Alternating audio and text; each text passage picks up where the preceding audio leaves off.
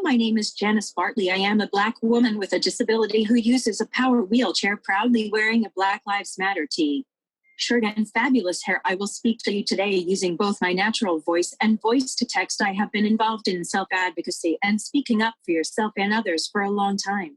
Hi, my name is Jennifer Bartlett. I'm a 50-year-old white woman with short brown hair. I'm wearing a green t-shirt, green V-neck t-shirt. I have cerebral palsy. Hello, my name is Michael Carbonaro. I am 25 years old.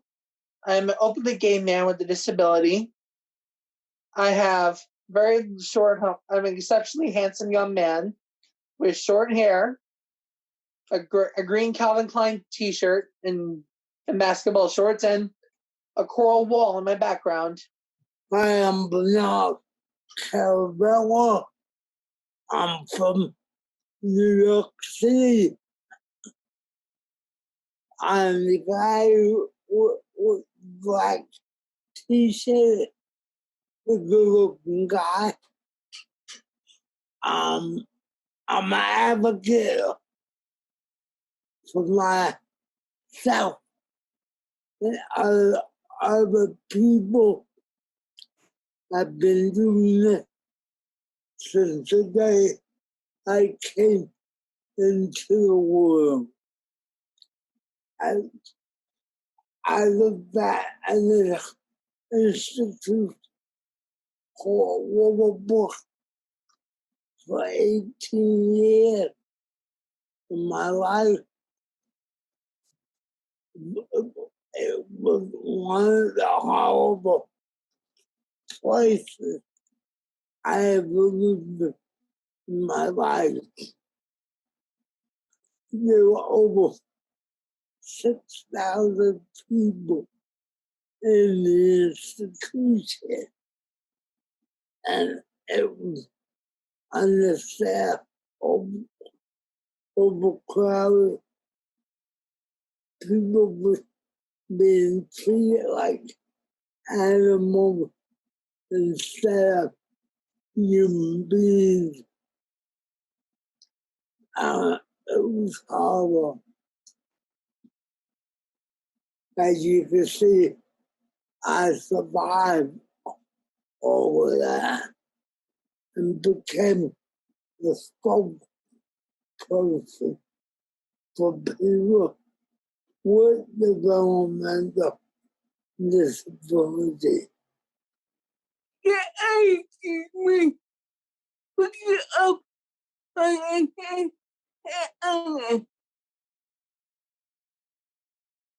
Self-advocacy means speaking up for yourself and others.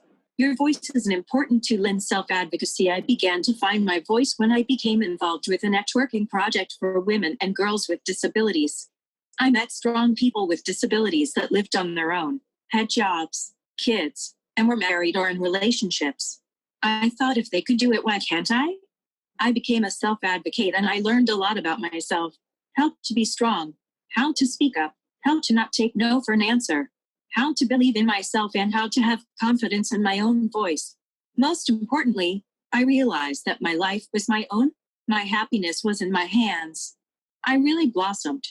I used to shy away from talking with people because of my speech impairment, but now you can't shut me up. To me, self-advocacy means, particularly as a disabled person, I would say that that term relates mostly to disabled people rather than other communities, because disabled people really have to advocate to have a space in the world and to be able to do the things that typical people do. They really have to, even simple things, like going to the grocery store,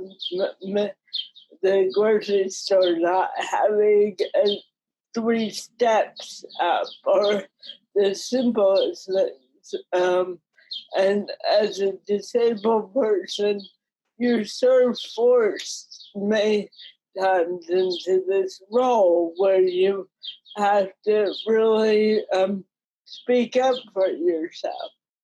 Self-advocacy means to me standing up for others, and more importantly, standing up for yourself, especially standing up for those who are most needed and for those who don't have a voice. Self-advocacy is just a word. It means advocating for yourself, fighting for yourself, fighting for other people who don't have a voice. I've been doing this for over 50 years of my life.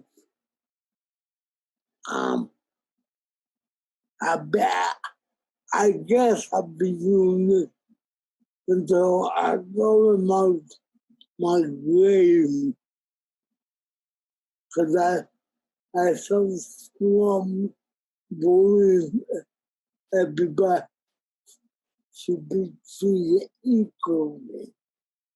These past few months have been very scary and emotional. Besides dealing with the coronavirus, I am saddened to hear about another senseless killing of a Black person by the police. The death of George Floyd hit everyone like a ton of bricks. When my fiancé Sean and I listened to the details of how he died repeatedly on the news and was heartbreaking, we got so emotional about what happened that he had to somehow get involved. I am always worried about our safety. We kept talking about writing letters to stop the violence. I see how very passionate Sean is about this matter. I thought Sean and I need ways to channel this frustration and anger, and other people do too. As I was trying to wrap my head around what happened, the words of Martin Luther King came to me. I have a dream. Janice Bartley has a dream. My dream is end police violence against Black human beings.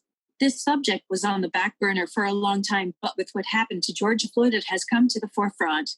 I always advocate for meaningful subjects. I would like the opportunity to advocate for change and let it be known the Black lives of George Floyd, Eric Garner, Mike Brown, Trayvon Martin, Emmett Till, Oscar Grant, Tamir Rice, Freddie Gray, and Ahmaud Arbery, and all the Black human beings who have been killed by police.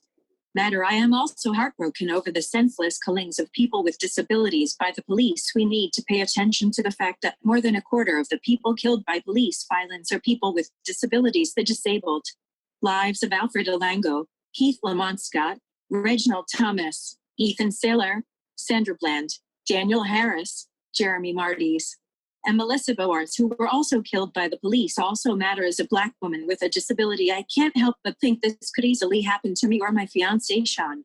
This is an intersectional issue, and we cannot talk about one without talking about the other. Disability is one of the guiding principles of Black Lives Matter, and that is why we need to advocate for police accountability.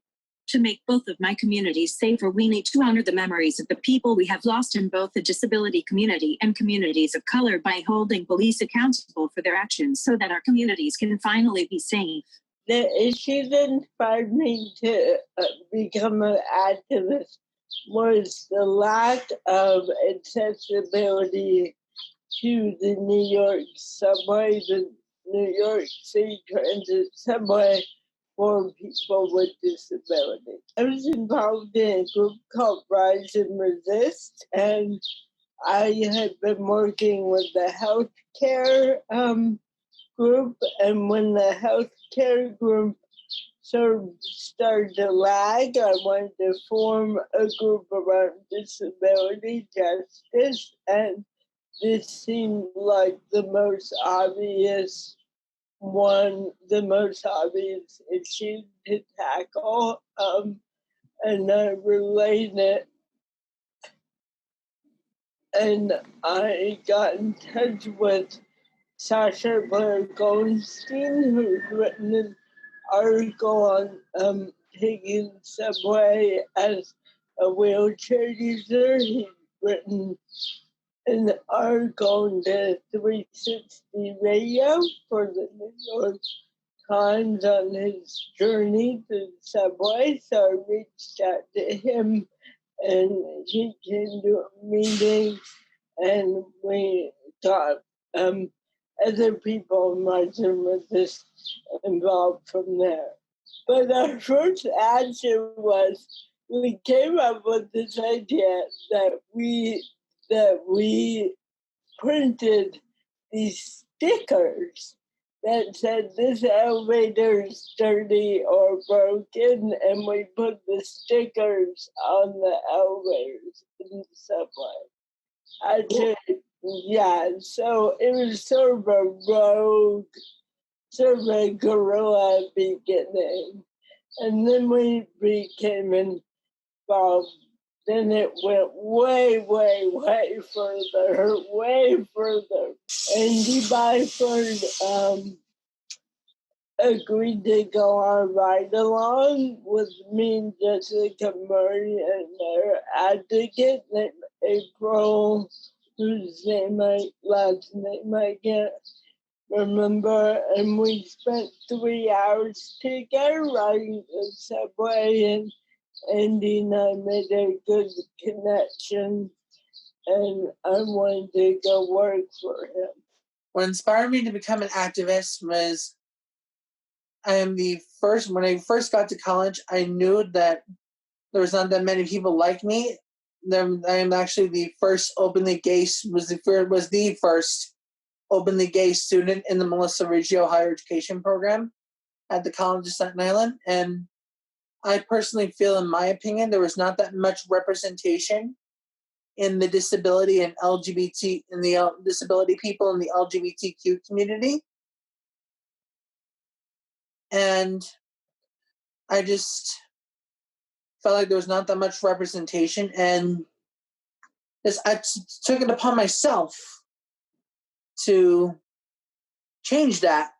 I became active because back in the 70s and 80s, there were a lot of things going on. The gay movement, the women's movement, the civil rights movement, and that gave me an idea of me to start my own organization called self-advocacy. I started and set up for people who are development disability,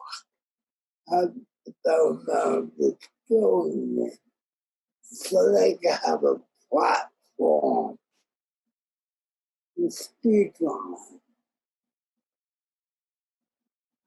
I'm really disappointed in it because it's been taken over by people who do not have a disability. We're still being controlled by the system that controlled me for 18 years of my life. We're still controlling the people that will help me. They like the idea of the word self-advocacy because it's a political correct thing to have, but they do not like the concept or the act that comes out of it. I'm hoping that the people who are developing disability one day have a choice to hire and fire people who they pick and choose to work for or take care of them.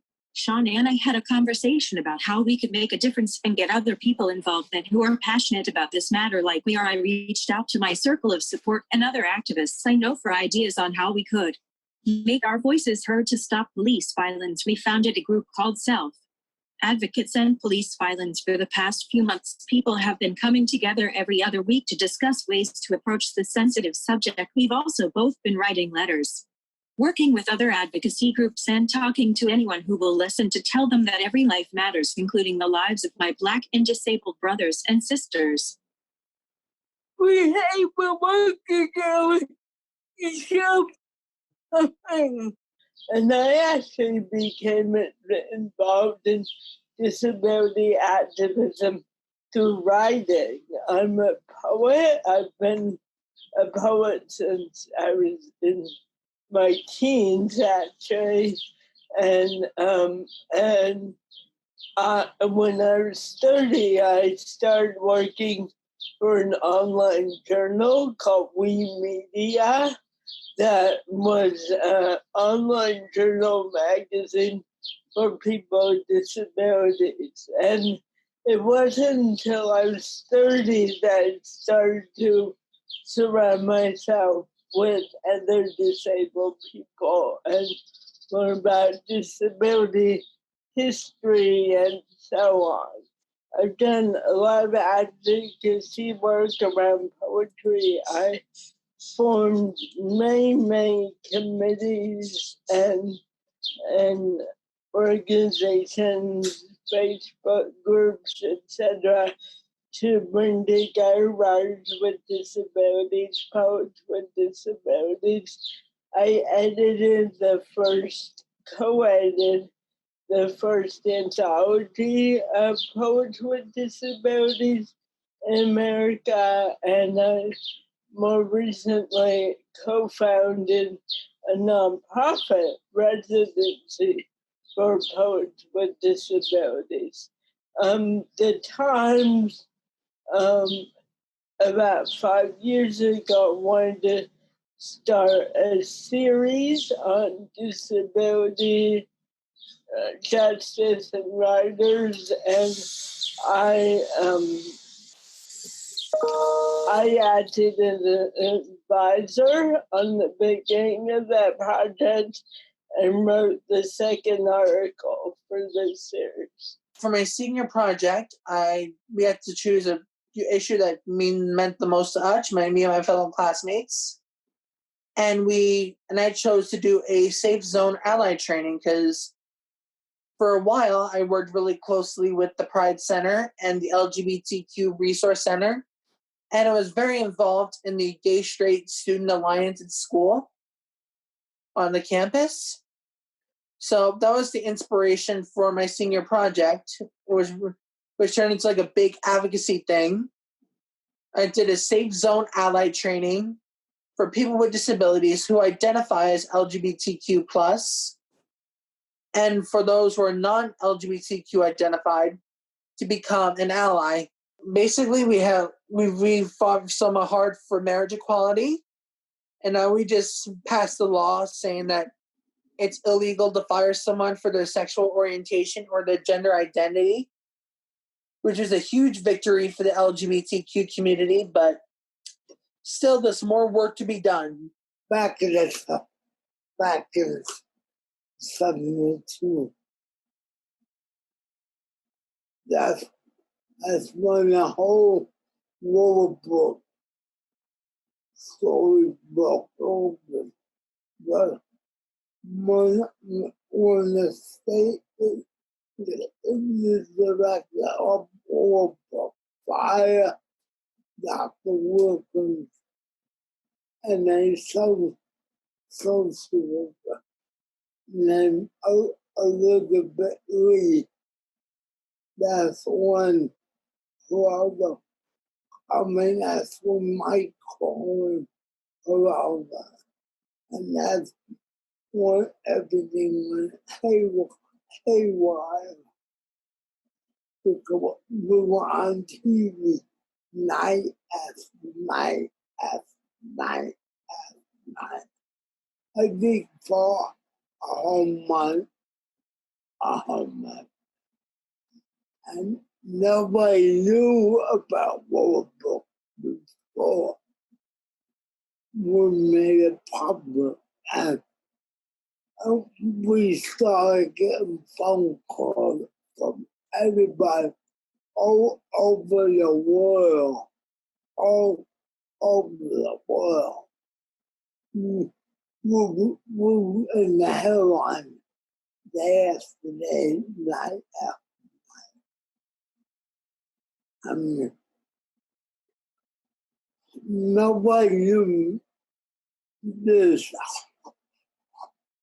horrible nightmare that was going on in Louisville. People were being abused by staff, beating them with sticks, belt buckles, metal keychains. They used to shout at people out of the pill that they scrubbed the floors with. I mean, that was Scott. They treated people like animals. Yeah, you know how they line up the cows and get them behind the gate. Beautiful. The same thing they did for our people. They would sit and then they would naked, no clothes at all, until they got a shower.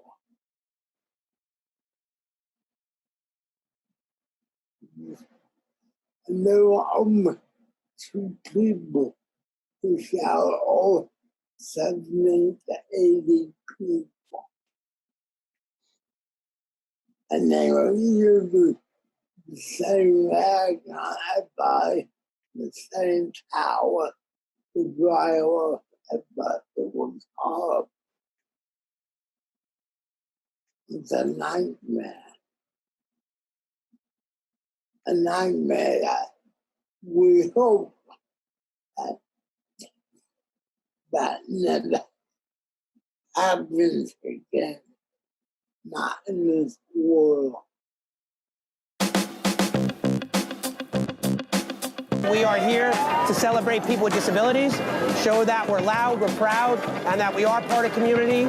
Disability Pride NYC is very happy to be part of this 88th 30th anniversary celebration. Naturally, we were very sad to have had to cancel the 2020 6th annual Disability Pride NYC parade because of COVID-19. But safety is always our #1 concern. We're glad to have this opportunity to celebrate this milestone with you.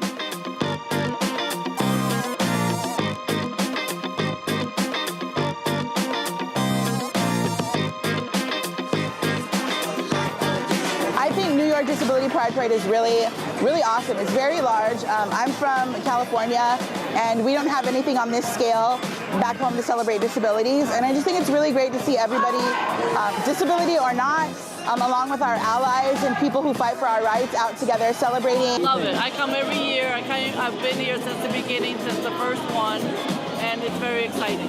I mean, rarely do you see such a diverse group of people performing such diverse music, you know? The Disability Pride NYC Parade is the biggest and brightest annual event in New York City history. It raises awareness, increases visibility, and promotes inclusion for the disability community. Nadina Laspina is an icon activist. I'm not an activist, I'm a jazz musician.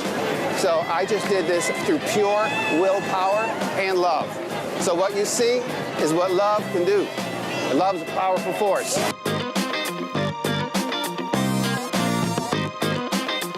Year after year, this parade attracts thousands of passionate people from dozens of different organizations and hundreds of different backgrounds.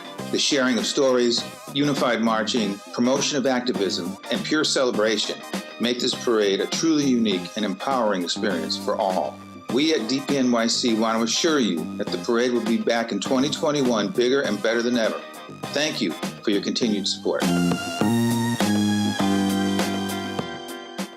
This next piece is part of Lincoln Center's ADA in the Arts video series. It is in collaboration with Queen's Theatre and features the Queen's Theatre for All initiative.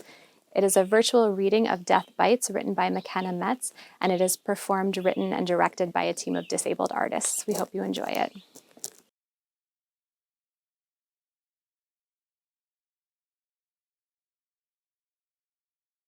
Hi, I'm McKenna. I'm the writer of Death Bites. I wrote the show because 6 years ago, I was diagnosed with a really rare disease. It's called aplastic anemia. And this is a chronic disease that can be cured with a bone marrow transplant or with medicine and steroids over time. And my goal is to get off the medicine because I can live a normal life at a chronically low platelet count, but I will never be cured. So this show came out of me learning how to navigate the changes in my body and indulging in some self-pity where I called myself a vampire because I spent a summer getting blood transfusions. I've never seen a play, movie, or TV show that examines what it is to live with a condition like mine. Seeing it depicted on stage or screen is very rare. We definitely need more opportunities in the theater and mainstream media for disabled directors, actors, and writers because there is an audience who wants to be educated about the issues that we reflect on. I also think we need more works that center a wide variety of disabled experiences. This year, I became a cancer survivor, and I've seen cancer patients portrayed in media to no end. That's great and was very helpful for me when I was going through treatment to know that I wasn't alone. But patients with a wide variety of symptoms, diseases, and chronic conditions, I have rarely seen that, and I've been living with my chronic illness for 6 years. Final thing, if you can donate blood or platelets, please consider donating to the Red Cross at least twice a year. And if you can handle more than one IV, try donating platelets. Please register for Be the Match. Americans are underwhelmed in this worldwide database, especially people of color. Literally just Google, register, Be the Match. It's easy and free. Donate your blood, pretend you're a vampire. In this reading, we did a really great job of finding the nuance in the work and examining it closely to make sure it meant what we wanted it to be. It helped breathe fresh air into this older play of mine and updated it for our audience right now. I really feel like it fits into the current world because there are more stories about chronic illness in the mainstream media, and there is a significant effort to engage and educate communities through these stories, which I think many theater companies are doing, yet it could go further. It always can go further. We adapted this play for Zoom by rephrasing stage directions with more or less action and trying to create more of a character for the person reading these stage directions and creating more tension in a camera-based environment. Thank you so much.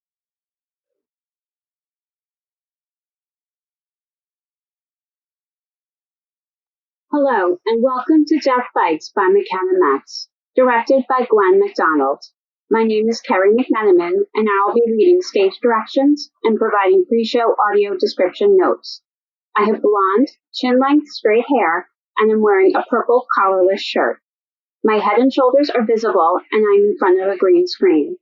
The stage directions during the reading have been revised to provide visual information for blind and low vision audiences. This virtual play reading is a collaboration between Queen's Theatre and Lincoln Center's ADA 30 celebration. For those of you unfamiliar with play readings, here are a few things to keep in mind as you watch Death Bites. Public play readings are an important tool in new play development. Before a new work is fully produced or published, playwrights have the opportunity to hear their play read by actors, guided by a director in front of an audience. These actors are not asked to memorize their lines, as the dialogue is often changed during rehearsals, and the playwright listens and makes adjustments. Also, play readings are not fully produced and are usually presented without sets, lighting, and costumes. The actors place their scripts on music stands in front of them. This approach allows audiences to use their imaginations and conjure up the world of the play in their heads. Now, during the pandemic, many theaters are presenting virtual play readings. The biggest difference from public play readings is that actors and audiences are not in a shared space. Each is in their own private space. So while virtual play readings require an additional imaginative leap on the part of the audience, they can also achieve an intimacy that would be harder to access in a traditional theater space. In today's reading, the role of Amy is played by Ali Hardy. She has a round face and dark hair pulled up on her head. She is wearing a white patterned hospital gown. Her head and shoulders are seen against a blue background. She remains still throughout most of the play and rarely moves her arms. Dracula is played by Johnny Link. He has short, dark hair and a thin face and is wearing a long-sleeved black turtleneck and headphones. He gestures with his arms and hands throughout the reading, sometimes moving away from the camera, and at other times moving closer to it. He appears in front of a solid white background. The cool midnight air stirs the privacy curtain dividing the hospital room from the room's door. 21-year-old Amy's clothing, blankets, stuffed animals, and games are strewn about the room. Flowers and vases adorn the window ledge with cards and balloons that read, "Get better soon," and "Thinking of you." A man, a shadowy figure, looms over Amy, who sits upright in her hospital bed. Next to her is her dinner on a rolling tray. She's connected to a heart monitor, in which weekly beeps as they engage in a silent battle. Beep, beep, beep, beep.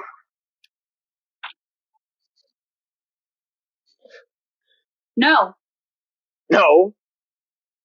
But you are almost dead, are you not? Just a little bite. Get out of my room before I call my nurse. Amy, all of the nurses have been hypnotized. They will not hear you. Go look in another den of shadows. Amy weakly throws her juice bottle at him. She misses. Den of shadows? Do I look like I lurk in den like bear? Amy arms herself with various condiments and jellos, readying herself for battle. Blood-sucking leech, let me die in peace. I'll only, drink, a little, ow. Stop that. I use echolocation. You are literally blinding me. You're not going to drink my blood, child of the night. But you are dying. I know I'm dying. It's all anybody talks about. Then what's the harm in letting me have a little taste, It's all I have left. I know you're close to death. Don't you want to help poor starving vampire have teeny tiny snack? You die anyway, and I go on my merry way, never to be seen again. Do you have to ask permission? You can't just kill me. Oh wait, you crossed the threshold. No. I can enter a room like anyone else. The room is an extension of the hospital, therefore its whole interior is permissible. Why am I explaining this to you? I just like to ask dying people if it's okay to suck blood. I'm not only vampire who prefers meals to be dying already. Helps with feeling guilty. Usually people say yes, they want me to drain them so they die faster. It's just part of my job. Feeding myself to save the world. Saving who? You're a murderer. Get out of my room or I will start throwing things again. Wait, are those fangs even real? I just saw dentists. Don't look at them. Their glow will literally blind you. Okay. Amy, I am confused. I am vampire, like you say. Garlic hating and all. I am offering you shots at good death. Better than this current death. You know your blood is almost kaput, gone. You have days left, maybe hours. I am hungry and has been long century. Let me help you. I don't need your help. I'm just weak. You're basically falling over. Here's a chair. Jeez. I know my body isn't working. I can barely catch my breath. It's working so bad. Side effect, not enough blood in my body. 200 million people have this disease, and of course, they couldn't find a bone marrow match for me. Instead, I got steroids and medicine, and guess what? It wasn't enough. My body just doesn't want to produce cells. I wanted to go on adventures. See the world. Maybe travel to Asia or Europe or Australia. Backpacking through countries. Taking the train everywhere. And then one day, I'd meet a guy at a hostel in Paris. And we'd dance on the sand and drink champagne and laugh at the tourists hoping for directions from the locals. And then we'd fall in love. And we'd buy a house outside the city and raise 3 kids. Emma, Jasper, and Pierre. And then we'd retire on a farm in lavender country, and we'd milk goats and make soap, and now that possibility is just gone.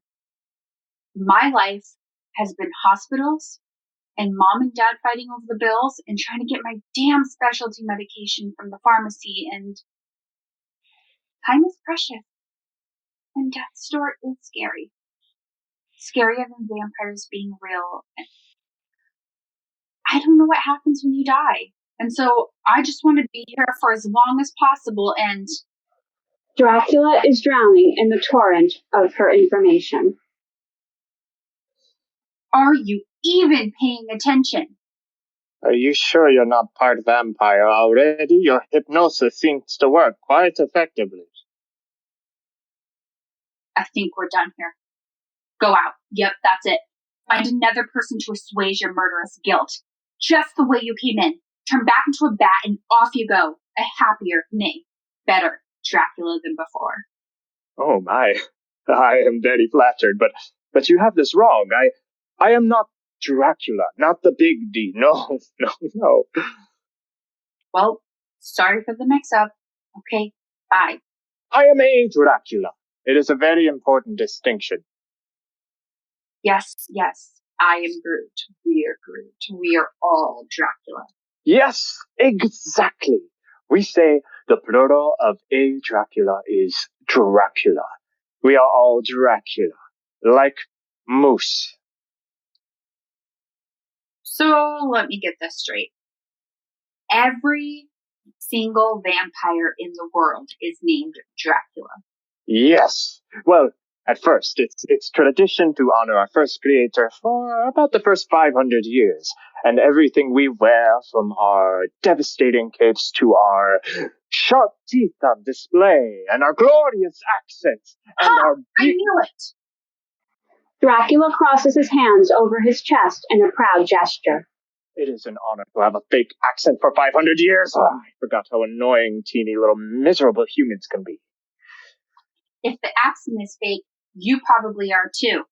I bet the whole bat thing was just like an illusion or something, huh? Are you a street magician? Where's your partner?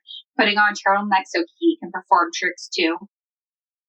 Or am I just bad shit? And this is just like a manifestation of my like fear or something, right? A hallucination from all the medication? Like I'm afraid of you. Well, you know what? I can kill you just as easily as you can kill me. It's not a stake, but it'll have to do. She brandishes a knitting needle. Wow, a knitting needle, so scary. You cannot knit me. I am a Dracula. I am one of many, and I have been here for centuries, seen things you'd never even dream of. I've watched the powers that be rise and fall, observed mysteries your fragile mind couldn't even possibly handle. I've witnessed wonders and terrors and... Amy stares at him with awe. Why are you looking at me like that? You could turn me. What? You could turn me into a vampire. You want me to make you vampire? Undead, drinks blood, allergic to crosses and sunlight. Absolutely. No way. What about the murdering, the pillaging? What would your parents think? My parents have always encouraged me to follow my dreams. They'd want me to do this. I'd get a chance at a normal, well, mostly normal life. I can help give them the golden years they deserve by, like, leaving them presents for the next 100 years or something. Anyway, I'll figure it out, and meanwhile, I can finally go on an adventure. I won't be weak or out of breath or low in my counts at all. I'd just be, undead. Is that politically correct? You said you wanted to drink my blood. Amy, your parents would care about your body. If it just vanished, they would be miserable. My parents could not find my body, and it tore them apart. They probably thought it vanished on a plague cart or was cut up and sold as exotic meat. It must have been horrible.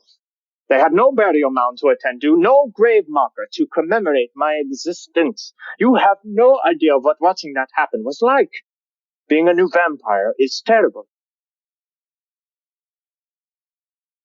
My parents deserve a life of their own, not one where all they do is take care of me. And who needs a tombstone when I could ask to be cremated? They could hold my urn every day and think about me. And I'd be around to make sure that they'd have a good life. Look, I'm already used to blood. It doesn't gross me out because of all the transfusions. I've been sick for years. Yeah, well, murdering people is its own kind of sickness. I understand where you are coming from. Really, my life wasn't that great either. I mean, who wants to be a cartographer or tend a sheep for a living? I just don't think this is the right path for you. Being a vampire is a curse. You'll want to hurt people, and that urge takes years, if not decades, to master. It can be a very sad, lonely life. Do you think I would want that for you? Do you think I wanted that for me? I don't know what you've been through, and I'm sorry your parents had no closure. But mine would. And then they would live. And I want to live too. Well, being a vampire isn't living. It'd be a new adventure. A new beginning. Isn't that what life's about? Second chance. You're not becoming a vampire. End of discussion. I will go find new midnight snack. You know where the geriatric ward is? Dracula disappears as Amy stabs her arm with a sharp knitting needle and bleeds. She thrusts a bloody rag towards him. Smell that? Salty and rusty and delicious, right? Dracula is drawn back into her room. My tasty, warm blood. Just look at it trickling out. Juicy, red, right here for the taking. I promise it won't clot, but it will run out if you don't drink it. And then my death will be for nothing. The odor of fresh blood mesmerizes him. No. You are better than these animal instincts. Let me bite you. Is that how it works? Give me your arm. Amy, I was changed against my will. How would you like to be force-fed blood while internally drowning as an animal is feeding from you? That's why I always give people a choice when they are dying. Either I kill them painlessly, easily, or they die from their disease. Why would I want to do to anyone else what was done to me? Turn them from their normal lives, their family, their loved ones. I understand that. You have a moral compass. I admire that. In fact, it's kind of cool that you don't go around killing people every which way.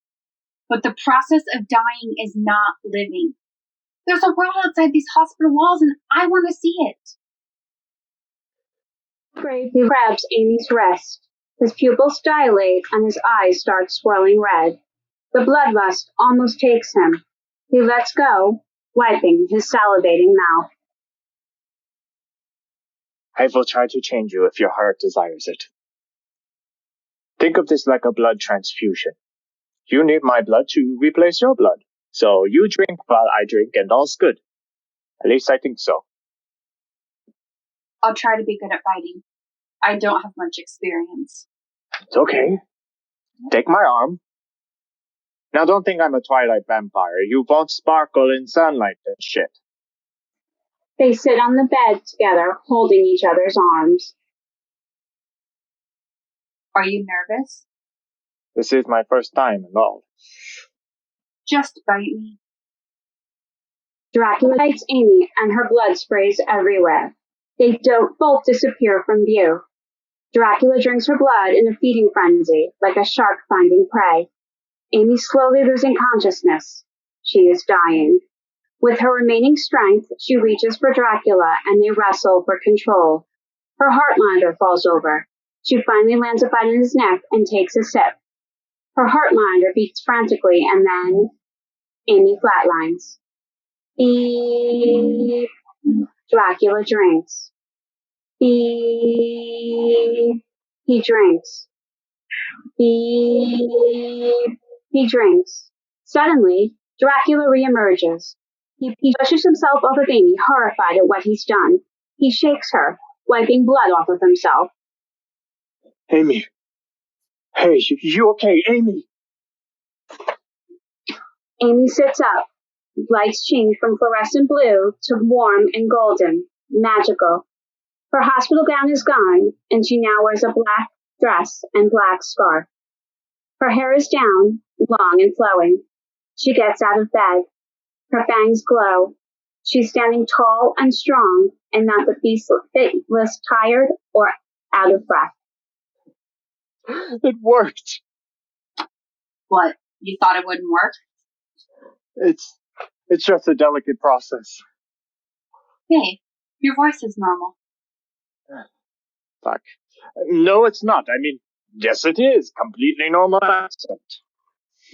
Amy pulls the cords off of her heart monitor off her chest and accidentally whips the machine forward, crashing it into the wall. Oh, shoot! Dracula sets the machine upright. Drill practice. You'll get used to being strong. We got to go. Someone probably heard that. This is amazing. You're strong enough to make the world a better place. This is now your sacred mission. Your job. We're career Dracula? Shit. Saving the world is in our job description. The Dracula protect the environment. Got to make sure the humans don't start hunting mermaids or harvesting magic beans again. No freaking way. Wait. No need to be condescending. Are you ready? Change into bat and leave shit hospital? Shit life? It wasn't shit. It was just hard. I was so tired all the time, it was difficult to do anything. But I guess shit happens and we reset our expectations. So if being a vampire is my new disease, then call me sick. Whether a disease or sucking people's blood, it shouldn't hold you back from experiencing life. We have to make do with the cards we've been dealt. Dracula opens the hospital window, punching out the screen and letting in the cold night air. Where are we going? Where do you want to go? The possibilities are endless. Take me on an adventure. You are already on it. End of play.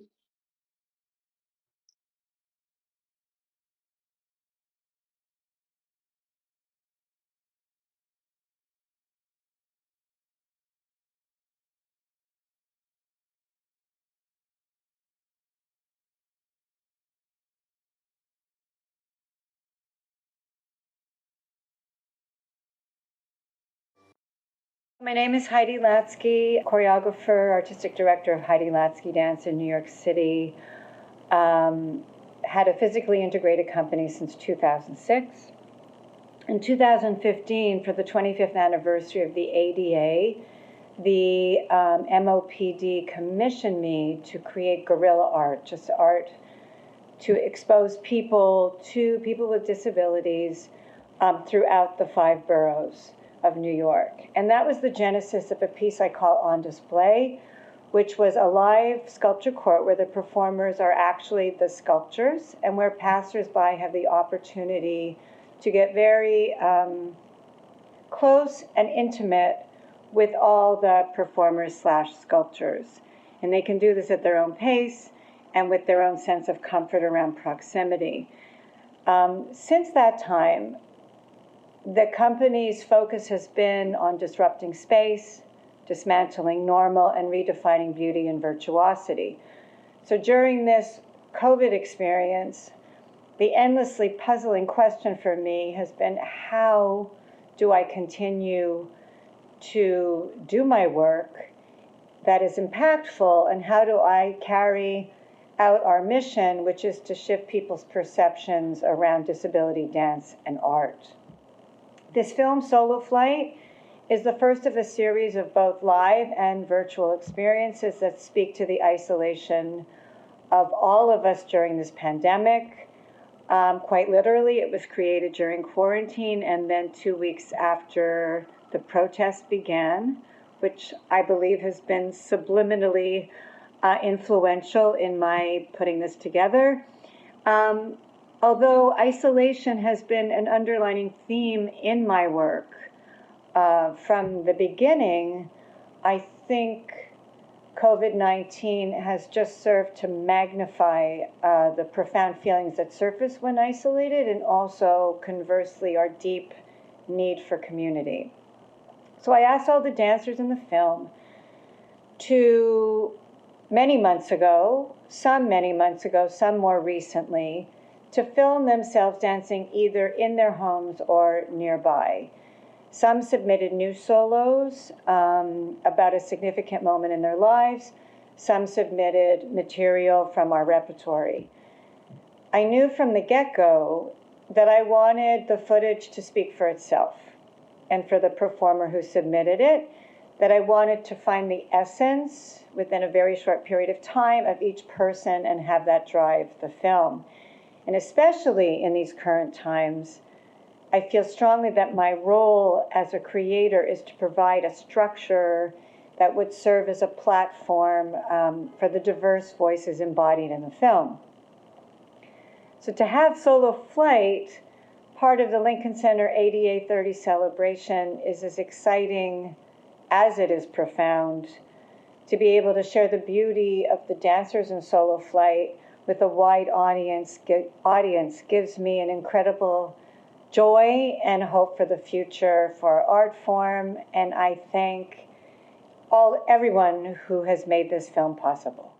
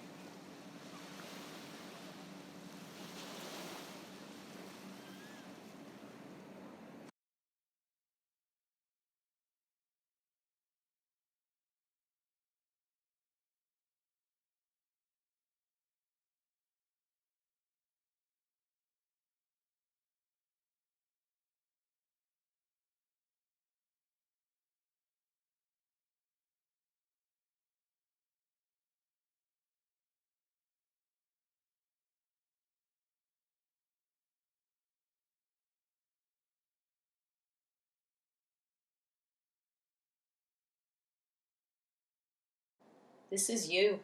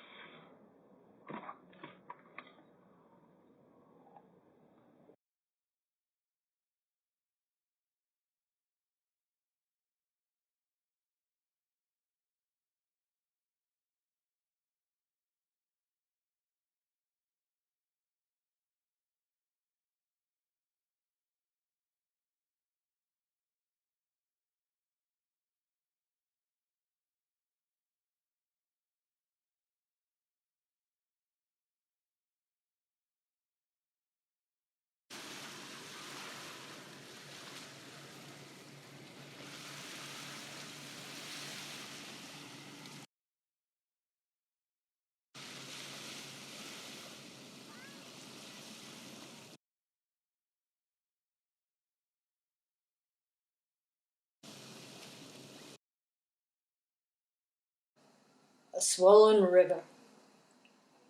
You probably call it the Nile.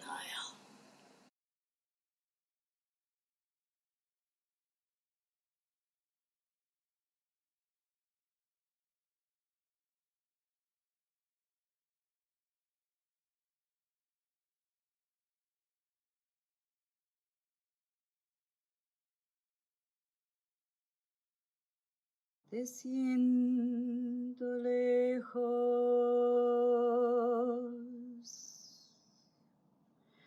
te siento tan lejos.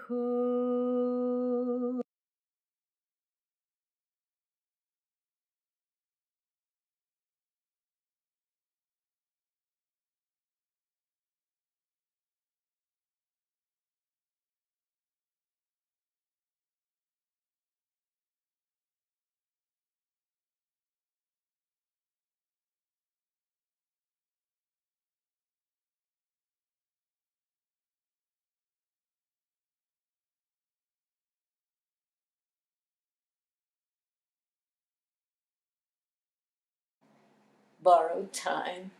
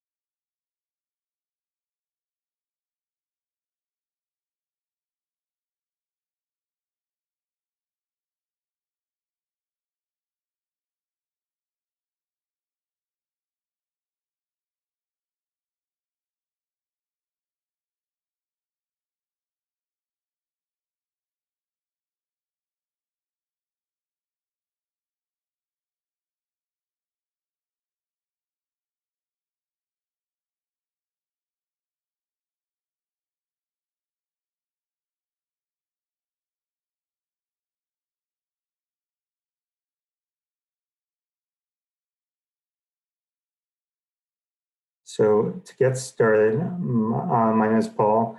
I am wearing a gray polo. I have brown hair, short brown hair, and I am the moderator for the event. Steve is wearing a gray pullover, Team USA. He's a white male, brown hair, short on the sides, as well as spiked hair up top. And then we have Nikki, she is wearing a gray t-shirt with her earbuds in. She has long black hair. She's African-American, she's Black. And then we also have Francesco, who is a white male. He's wearing a white button-down shirt. He also has brown hair that goes to about the top of his ears. All right, so we're gonna get started. Welcome to Disability Unite's Adaptive Sports Panel. Today we're gonna talk about adaptive and Paralympic sport. 30 years with the ADA.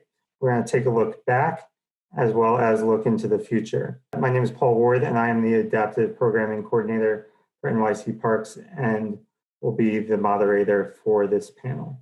We're extremely lucky to have three very accomplished athletes and people with us today. First, if you guys don't mind, could you say your first and last name for us so that we have that on record? Nikki, can you go first for us? Nikki Nieves. Great, thank you. So first we have Nikki Nieves, who is currently on the women's national sitting volleyball team. She competed in the 2016 Paralympic Games, winning gold in Rio. She is also an athlete representative for World Para Volley and Para Volley Pan America. Nikki also created and manages a nonprofit called Limitless People, Inc., where she provides free clinics, volleyball training, and feeds those less fortunate. Second, we have Steve Serio, who is a three-time Paralympian and co-captain of the USA men's national wheelchair basketball team. They won gold at the 2016 Paralympic Games in Rio and bronze at the 2012 Paralympic Games in London.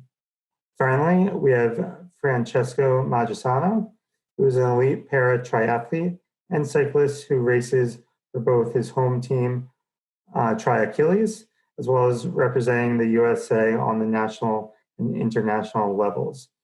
His current goal is to race at the 2021 Paralympic Games in Tokyo. So thank you all for spending some time with us today. I want to get right kind of into the questions for you guys. My first main question is so we can get a little bit more background on each of you. Why don't you tell me and the audience a little about yourself, where you guys grew up, what your disability is, and what's your first memory of accessibility being a challenge for you? Steve, why don't you start? Yeah, thanks for having me, Paul. My name is Steve, and I'm originally from Long Island, New York. I was actually born with a benign spinal tumor that went undiagnosed for the first 11 months of my life. During that time, the tumor became infected and inflamed and actually crushed my spinal cord, resulting in the incomplete paralysis of my lower extremities. So living with a disability, growing up with a disability is pretty much all I know.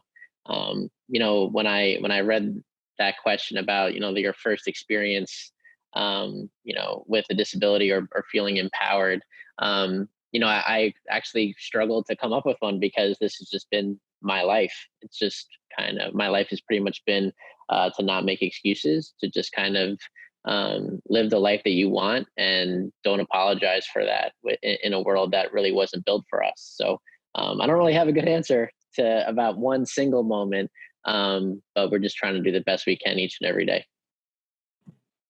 Yeah, I mean, I would agree. As much as the ADA, I think that we can agree that as much as the ADA has provided people with disabilities, like myself, who I'm also in a wheelchair, I think we do still have a ways to go. But I think it definitely did provide the groundwork and the framing to hopefully keep making progress into the future. Nikki, can you talk to us a little bit about yourself? So my name is Nikki Nieves. Originally, I'm from New York. I'm a Queens girl.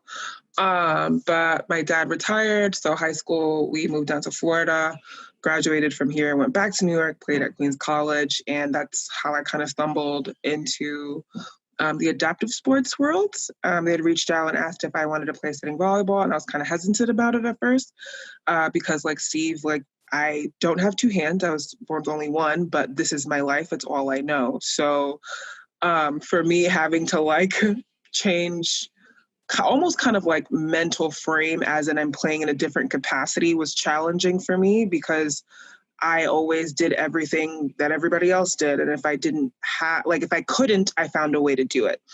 But I did, I ended up trying it and I liked it. So I stayed with it. And to be honest, it's weird because growing up, I never really had tough challenges to whereas people didn't want to let me do something because I'm missing a hand, because I'm quote unquote disabled. I hate that word.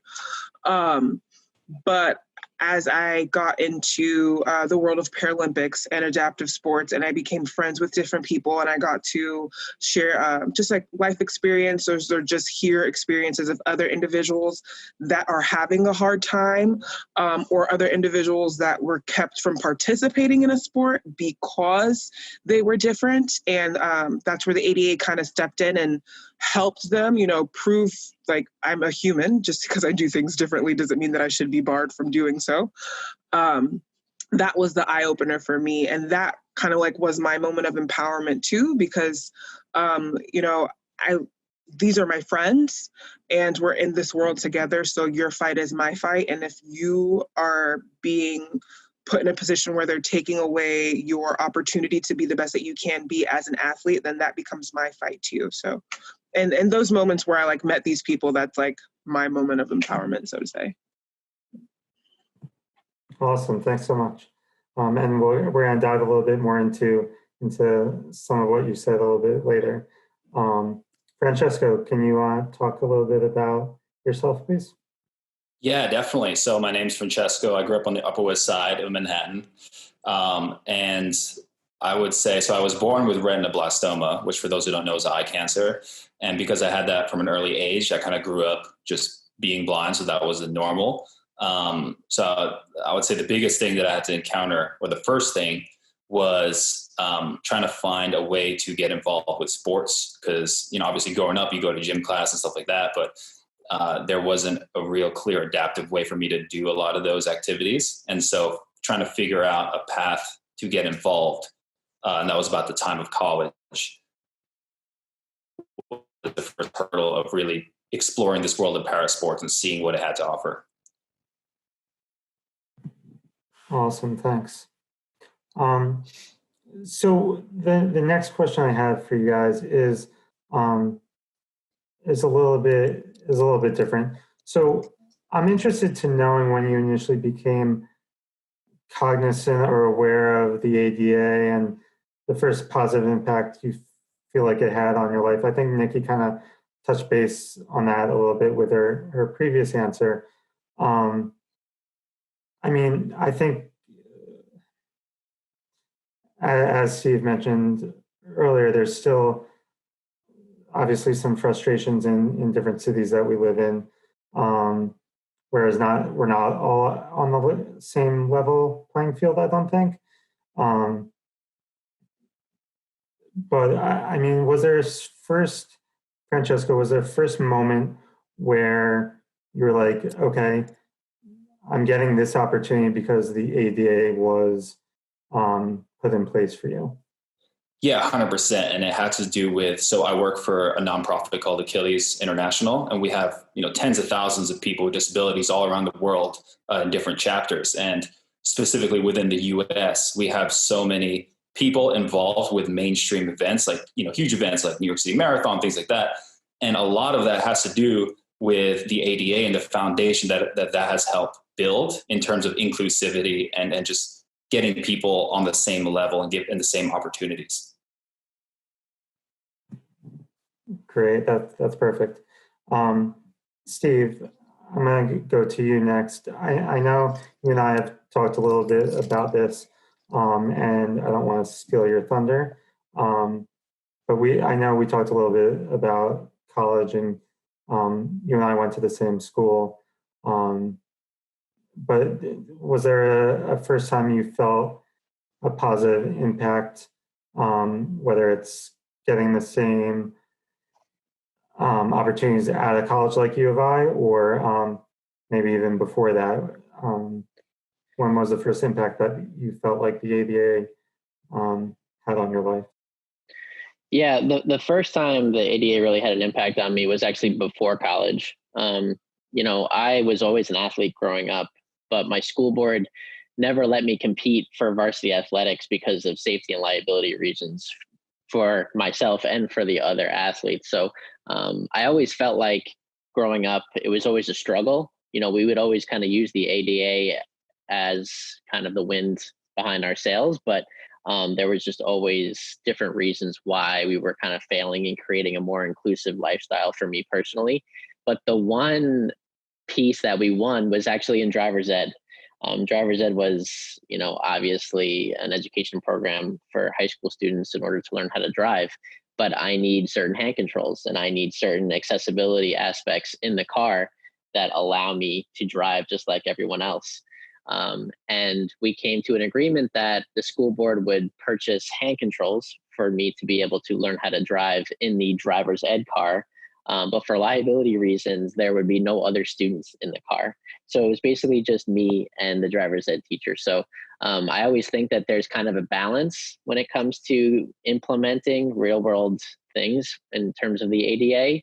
But that was the first time in my life that I really remember fighting for something that I was privileged to, although that there were some people that wanted to maybe not give me the access to that program. So I'm glad we won because driving is a pretty cool aspect of growing up, with certain changes and certain differences that all the other kids had in their development. Awesome, thanks. Nikki, did you have anything to kind of add to what you said before?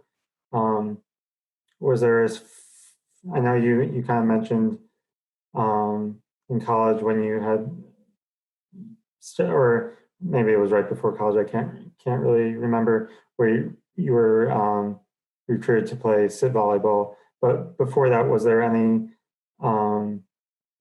did the ADA have any sort of positive impact in your growing up, or getting you on similar playing field as some of the people you went to school with?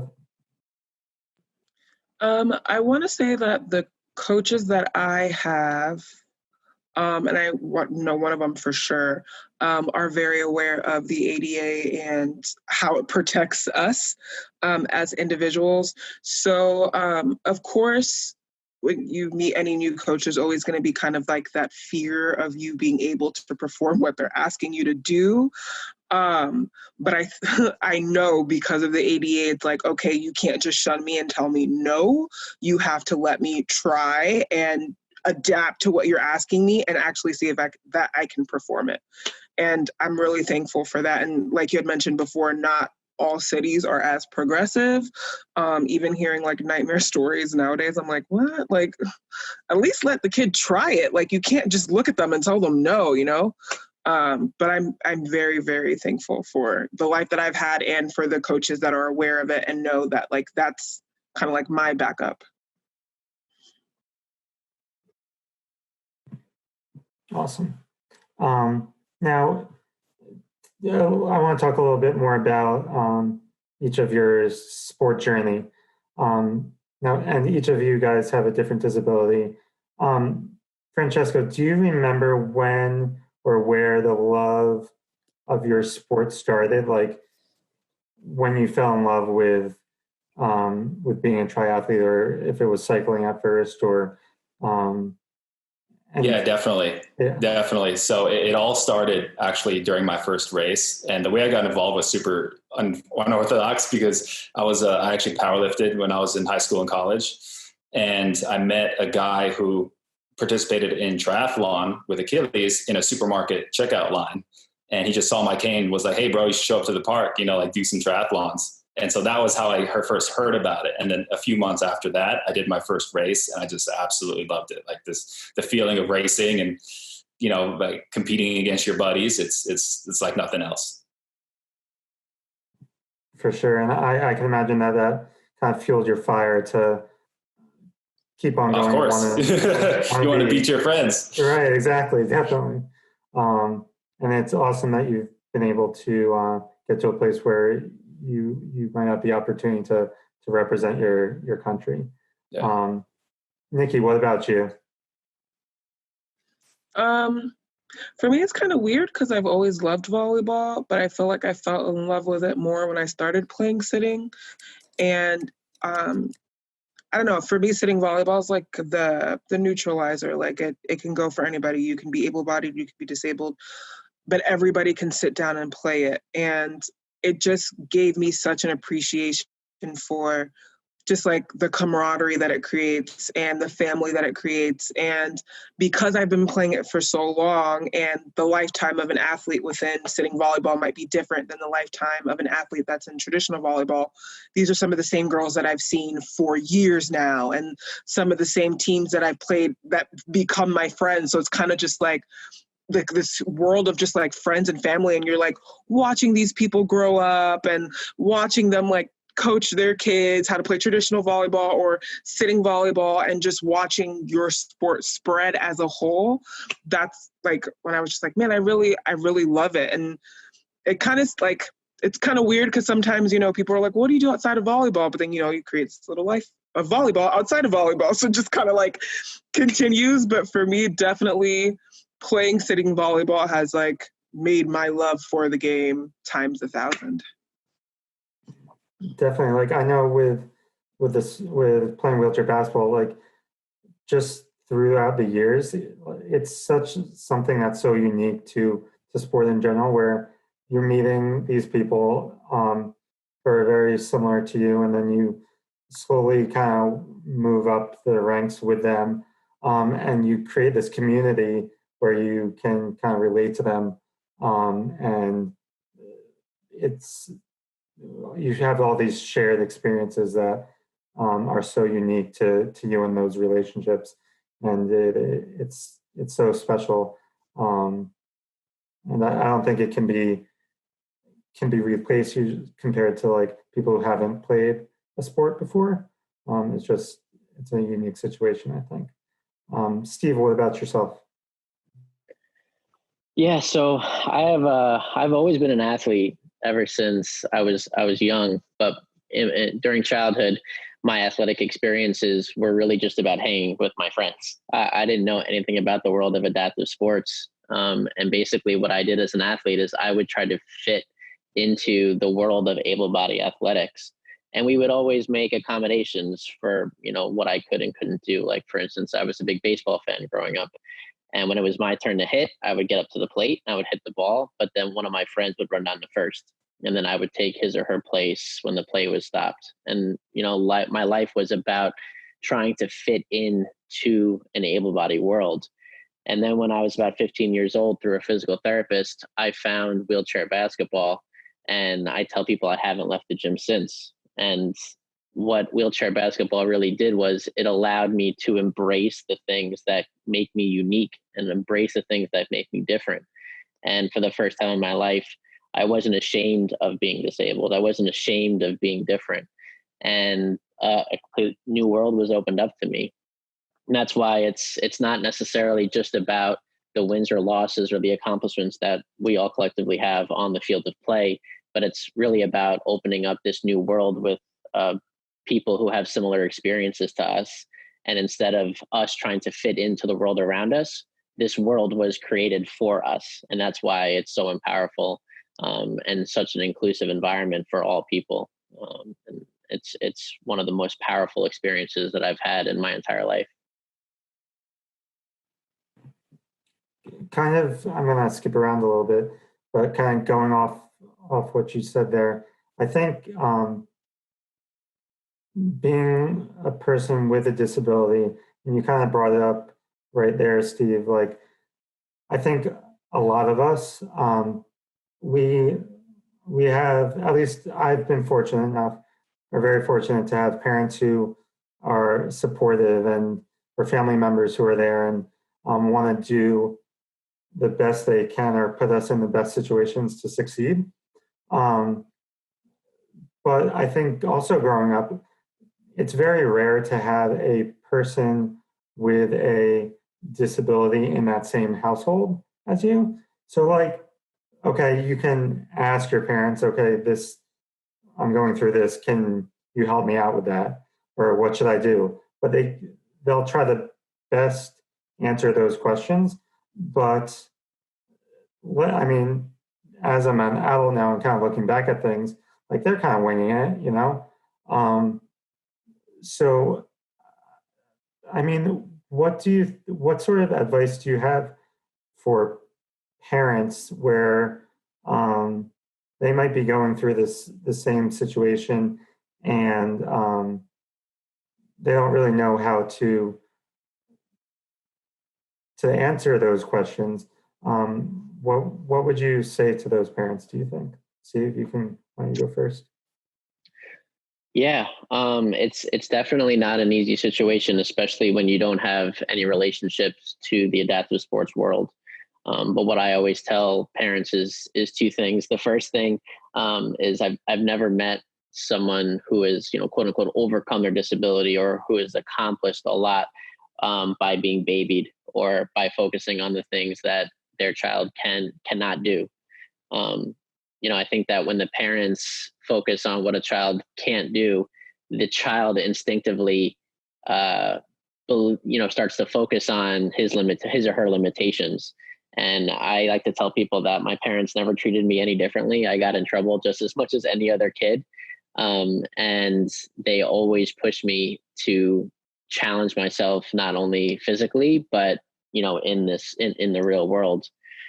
But what I'll also say is for parents who maybe don't have a lot of experience with the adaptive sports community, I would say that there's always a nonprofit. There's always adaptive sports programs locally or on social media that can kind of provide a little bit more of an education about the adaptive sports world. I know that for my parents, even though that wheelchair basketball team that I started to play on, they practiced 10 minutes away from where I grew up, and I never knew about it, only because it wasn't really something I was ever searching for. But as parents of a child with a disability, you want to create as many opportunities for that child as possible, whether that be in the athletics world or something else. And I would say that the adaptive sports community is one of the most welcoming and open-minded communities that we have, because everybody understands the power of being different and the power of everyone's differences and how to use that to your advantage and how to use that in a positive way. So I would just encourage them to seek out as many resources and create as many opportunities for their child as humanly possible. Great. Nikki, do you have anything to kind of add off that? I know kind of let me just go with, do you have anything to add off that? I'm just going to say I completely agree with Steve. Finding community is really important, and I didn't realize that until I got older. But just little things, like little nuances, like, oh, you hold things in your elbow? Why didn't I think of that? Or like, oh, let me tell you how I got over this so you're not wondering how to do it for the next 10 years instead of just tackling it now, So finding community is really important and encouraging. Just like Steve, like not once did my parents ever say, oh, well, you only have one hand, maybe you shouldn't. No, they were always like, okay, bye, like go try it, have fun at tryouts, like it is what it is. Now that I'm older, sometimes like if something seems dangerous, they're like, well, Nikki, I don't know. I'm like, well, why not? Like I can do it, But as far as like being a child, no, they were super encouraging, super positive. They always had my back. So just community and encouragement. And I can't imagine what it feels like to have a child that has a disability, because I'm sure just any parent, you're having a kid, a baby, and you're nervous as it is. And so to put a disability on top of that, first time parent, you're like, oh my gosh, like, what do I do, So I'm sure that they're going to like have those nerves, but just just encourage, you know? You never know what your child could be or where they could reach just by hearing you say like, oh yeah, go for it, you know? And yeah, definitely. And Francesco, do you have anything else? Yeah, I mean, they absolutely said it perfectly. I love the idea of focusing on what you can do and not what you can't do. And you might not know what you can do until you try a bunch of times, and, you know, obviously you'll fail. But, and honestly, you know, just don't be afraid of that. Just find a community, go out there, and just the worst that'll happen is that you fail. And that's you know, I failed so many times before I found something that works, and you'll meet people along the way and form relationships along the way. And it's just, you know, it's awesome.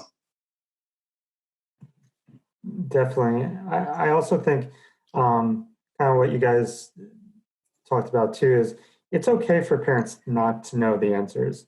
Like it's really important, and it's okay to rely on other people who are going through similar things. So that's something also I like, and I think all of us like about sport is you get to talk to your peers and kind of talk about what your guys are going through that other people aren't going through, and it's just unique to your situation. So I think it's definitely important to reiterate that. So kind of getting a little bit back to the ADA and your travel experiences. Each of you have had an awesome opportunity to travel because of the sport that you guys are competing in. What do you think, let's leave the US out of it right now, but can you tell me what country you found to be the most accessible in your travels as well as the least accessible? And then obviously if you guys have any stories of not great accessibility, I'd love to hear about that too. So Francesco, do you want to go first? Yeah, sure. So I flew to Tokyo, Japan a few years ago. And this is actually a really funny story because in Japan, you know, any country you visit, it's going to be different from New York and the US, right? So they'll do accessibility a different way. They'll do access a slightly different way. So for them, on the streets of Tokyo, they actually have this raised bump, this line that goes down the center of the sidewalk. And it's designed so that blind people, when they use their cane, you know, when I walk, I can kind of follow this line and it'll keep me in the center of the sidewalk. So I don't, you know, there's a lot of driveways and stuff. But when I went, I didn't realize that was for. So I was getting angry actually, because I'm like, who would design a sidewalk with this line smack in the middle? It's like the worst thing for blind people. And then I realized like, oh, this is specifically for blind, you know, like it was definitely an aha moment. I think that's just a pretty cool example of how people have different ways to make things accessible, and one's not necessarily better than the other. It's just different, you know? And so it's cool to travel to experience those different cultures and those different ways of doing things. Definitely. Like I can only imagine like going to a country where you don't speak the language, and then also not being able to see in that country too, and not have the same like rules, and like everyone has different rules, and it's just it must have been quite a experience, I would imagine. Oh, it's super interesting. I mean, and I think similar to what we just talked about, you know, like parenting and how to get kids involved. Like you just have to go and do it and try it, you know, and it's okay not knowing, but I think letting that lack of knowledge hold you back, I think that's where things can go wrong. So I would just go for it. Yeah, I think that's a very empowering statement that you just had for sure. Nikki, what about your travels? I mean, with me it's a little different because I'm missing only a hand. But as far as like really accessible with just me and my team, because they do wear prosthetics, I would say the Netherlands, so Holland. I can't remember a time where we've ever had any issues. I will say, I think in China, sometimes when there's a bunch of stairs or there's not elevators, like available to take, and we have to climb all these stairs. And it's funny, like I don't wear a prosthetic, but like in those moments I'm like, seriously, like where's the ADA? Like in my head, you know what I mean? But definitely China. But I love Holland. I feel like everything was like made for everyone. And if not, there was like something there in place to help you. Yeah, I think that must be a unique experience with using prosthetics, and I think it's probably taking upstairs. Going upstairs has a greater impact on people than, I mean, some people compared to others because of just how the prosthetic interacts with Yeah, kidneys definitely. and stuff, right? Especially like we're using our legs a lot to like push on the floor. So you figure if you have like 2 matches in a day and you're going up and down these stairs on one leg and a prosthetic, like it's pretty taxing. For sure. Steve, what about you? Yeah. So when we travel with Team USA, we're pretty pampered as their local organizing committee kind of knows what to expect when a group of people in wheelchairs are going to interact with their community. I would say that some of the older cities across Europe, like Milan or somewhere like that, where they have cobblestones in the streets, or their architecture is so old that they don't have a place to put an ADA ramp or an ADA an elevator or something like that. Those have presented some challenges to us. I mean, to be honest, I think, as you know, Paul, living in New York City in a wheelchair is not the easiest. There's definitely some pieces in place that allow us to use public transportation, but I think it can always improve. The places that I've been to with the great accessibility is, like Francesco said, Tokyo is one of the places that really understands how to use different aspects of their community to be as inclusive as possible. While also, I lived in Germany for 5 years, and Germany is one of those places that takes disability and inclusivity extremely seriously, as they make accommodations throughout their community in terms of public transportation, in terms of having a companion, in terms of making sure that each building has some form of accessibility to everybody. So those are some pros and cons. Awesome, thanks very much. Now I want to kind of go off of those discussions of being inclusive.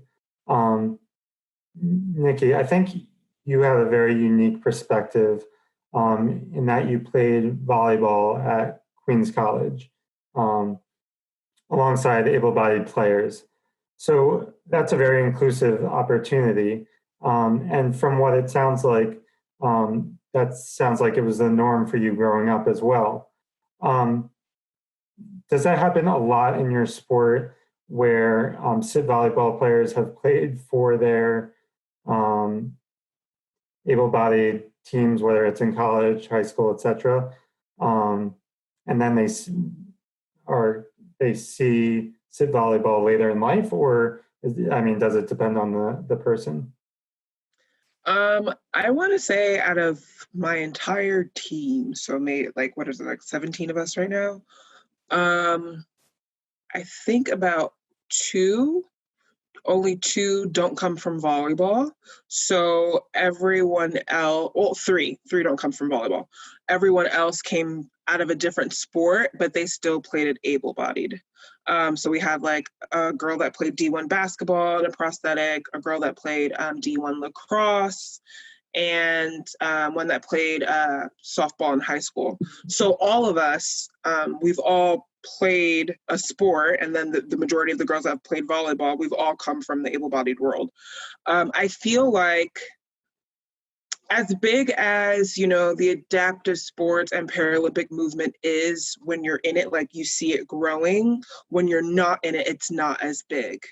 So you don't see it until you're a little bit older. So maybe like high school, and for me, even in college, because now the paths start intersecting, and then people see you, or you see it and you're like, wait, what's that? Or you're approached just like I was. And for, dare I say, all of us, growing up with parents that encourage you to do whatever you want, the last thing on your mind is to go and look for any kind of community that is adaptive, or look for any sport that is going to adapt it for you when you've already made the arrangements and you've been successful in doing it, like in the able-bodied world.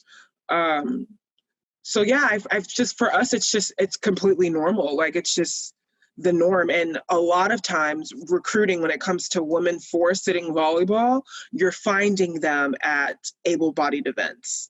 So at juniors tournaments, you're finding them at college level, you're finding them, maybe playing in like a league or something. It doesn't really happen in an adaptive, I don't want to say it doesn't, but it's very rare for it to happen in an adaptive space.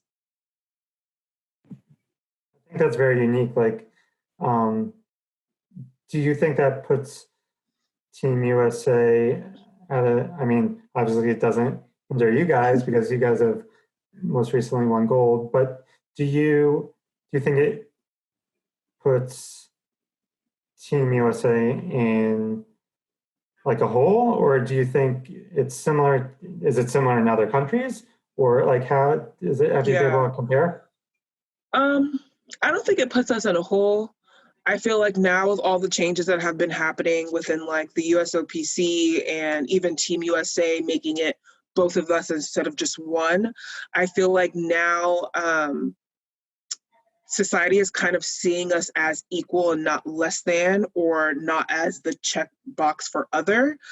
So now when we are presenting like the sport to them or saying, hey, maybe you should come try this, they're more open to it because it's not something that's like, oh, well, it's for people that, are disabled or they have to adapt. So maybe before, because even for me, I was like, I'm not doing that. Like, I don't want to play sitting volleyball. Like, I'm fine. I'm playing regular volleyball, But now we've come a long way in terms of just social media. Like that's been like the biggest thing. As far as other countries, they're a little bit different. I don't know. I feel like things are more off on run on the government side. So like their recruiting and everything looks different. I know on the men's side, it kind of looks like ours because a lot of our men are prior military. And that's what I've seen on the men's side in other countries for volleyball too. So it's a lot of prior military. But women, I feel like our case is like a little unique. Everything is kind of like different in other countries. Great, thank you. That's really helpful. I'm gonna circle back with, I think, a more all-encompassing question for all of you guys. After I go through, I want to talk to Steve and Francesco about some of their experiences too. Steve, your situation was similar, but in an opposite way, I feel. For those, actually you brought it up, you played professional wheelchair basketball in Europe. And during that time, you had able-bodied players play in wheelchairs alongside you. Can you tell us more about that? What was the experience like having that?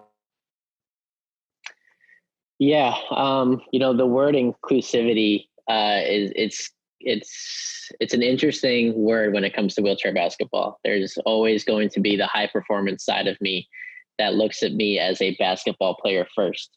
And I always have the mentality that, put Steph Curry or put Klay Thompson or put whoever in a wheelchair and I will outshoot them. And there's always going to be that high performance aspect of things. But I also understand the other side of the argument where, if an able-bodied athlete is playing wheelchair basketball, they're taking away an opportunity for someone with a disability who can't play able-bodied sports.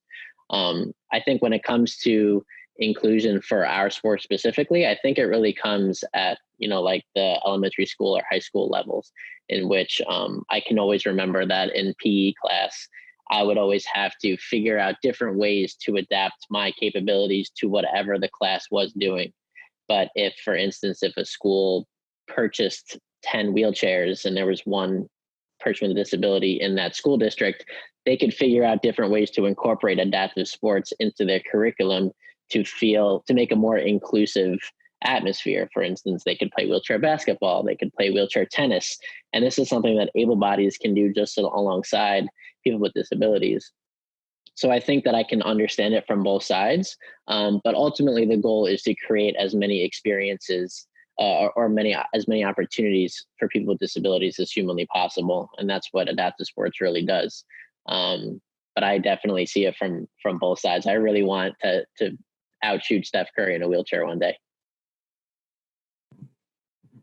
I could see why in that competitive drive to be able to do that and show that to people, because I think that puts you, or it gives more credibility possibly to our sport, where you're just as good of a shooter as someone like Steph Curry, right? Francesca, so correct me if I'm wrong, but you compete with a guide, right? That's right, yeah. So I'm not sure how I would phrase it. Your sport,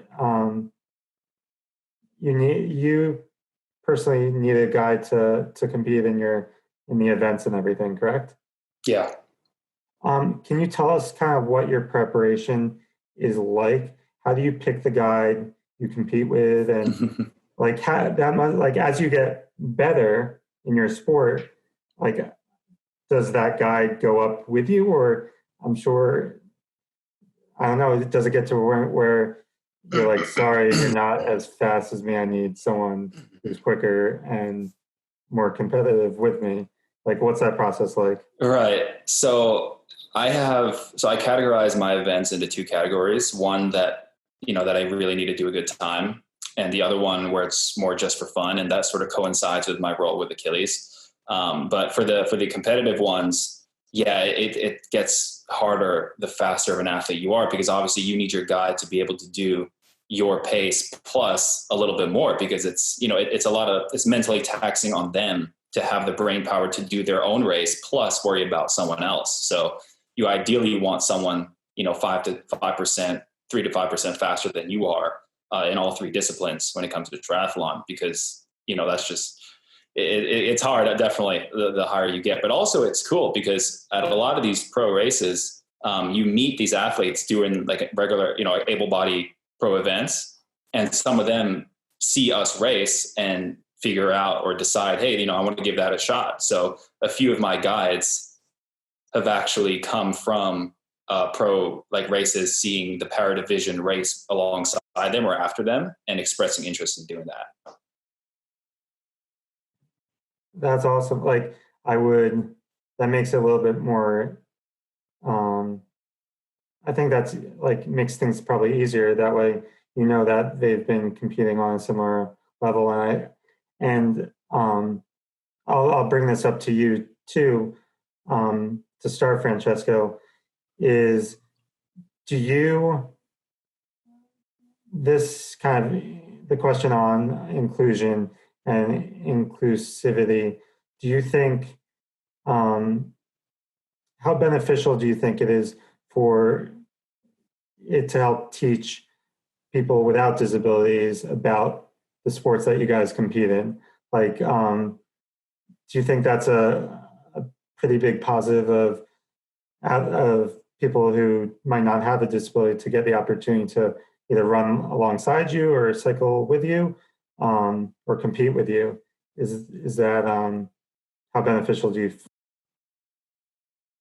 Yeah, I think it's huge, because whether someone is racing literally alongside us as a guide, or we're just having events that coincide, the New York City Marathon or other events like that. It's just seeing it puts so much more meaning to the experience. You can read about it, how many able-bodied athletes are really going to search out para sports, right, and actively look into it. So it being alongside it, mainstreaming it, is, I think, really, really crucial in communicating what we're all about and just raising awareness. Because once that awareness is raised, then we can really tackle all the other things that go along with it, whether it's on the advocacy side or just, inclusivity from school all the way up to pro sports. So I think that first step just comes with raising awareness of who we are and what we do and what we're able to do.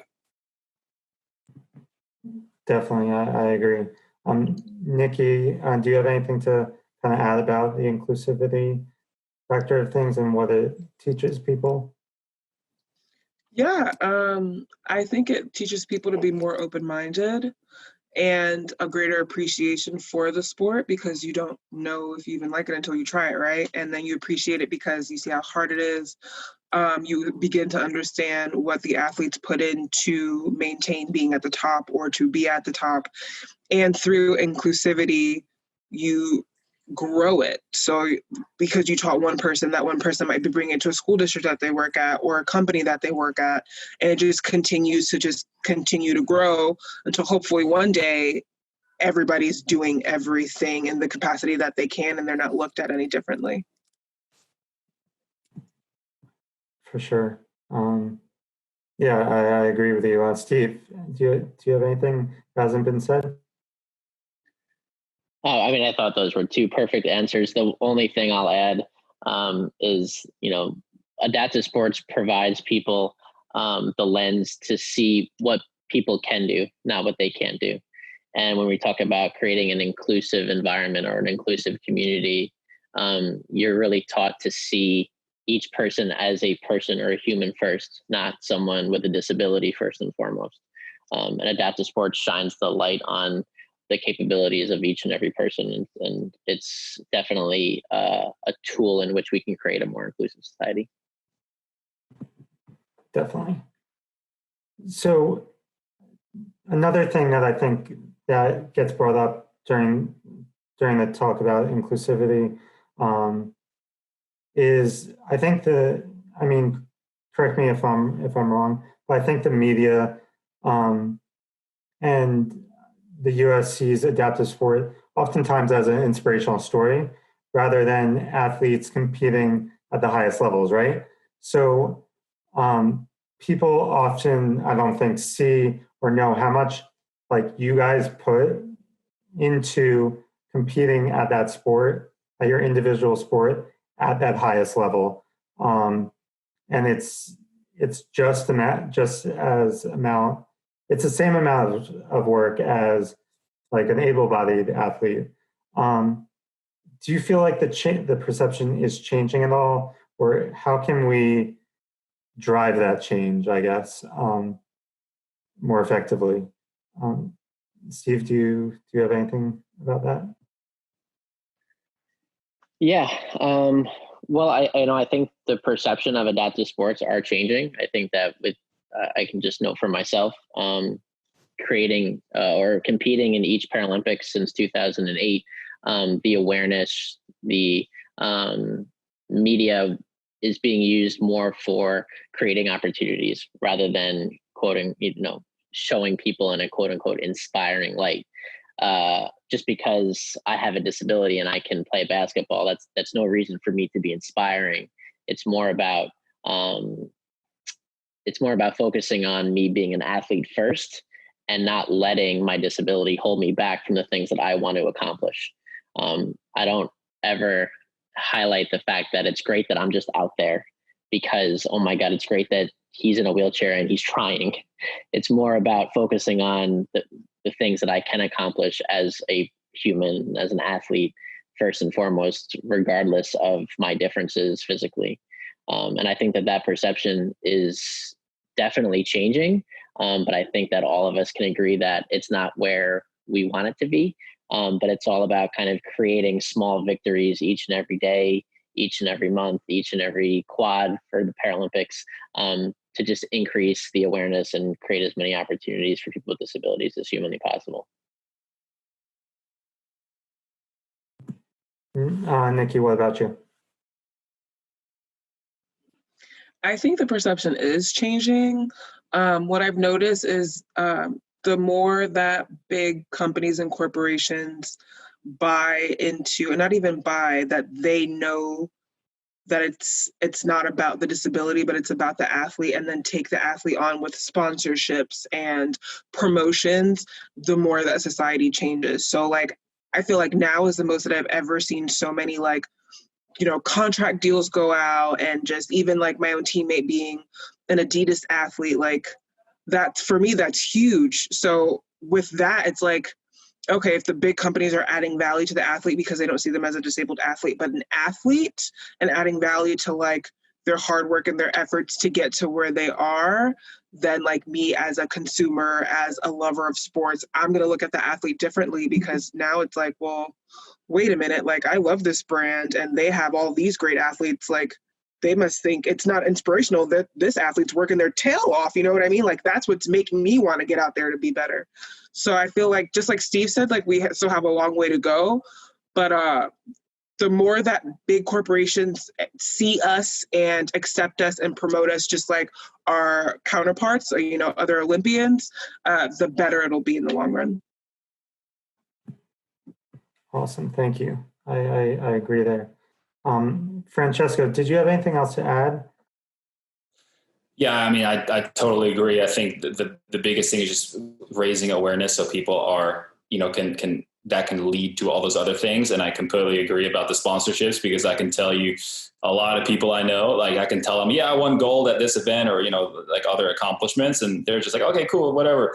But you tell them you have one sponsorship deal, all of a sudden you're like, you know, oh my God, you're an awesome athlete, like crazy, you know? So it's, I think, unfortunately, or not unfortunately, depending on how you look at it, I think a lot goes along with that sort of, that established acceptance or recognition of, oh, he has a sponsor, which means, you know, that must equal something pretty big or pretty legit. Definitely, I agree. Like, you see, I can imagine you can see people's like eyes light up when you tell them like, oh, one of your sponsors is Nike or Adidas or whatever. It just gives you a lot more value and credit to what you guys are trying to do. I know we're kind of up at the last couple of minutes here. So I really just wanted to kind of end it with this is, where do you guys see, first off, where do you guys want the Paralympic movement to go across the board? Like, are you guys happy where it is right now? What progress would you like to be seen? And then if there's anything else that you guys would like to add on to what we might not have touched about, that'd be great. Francesco, do you want to go first?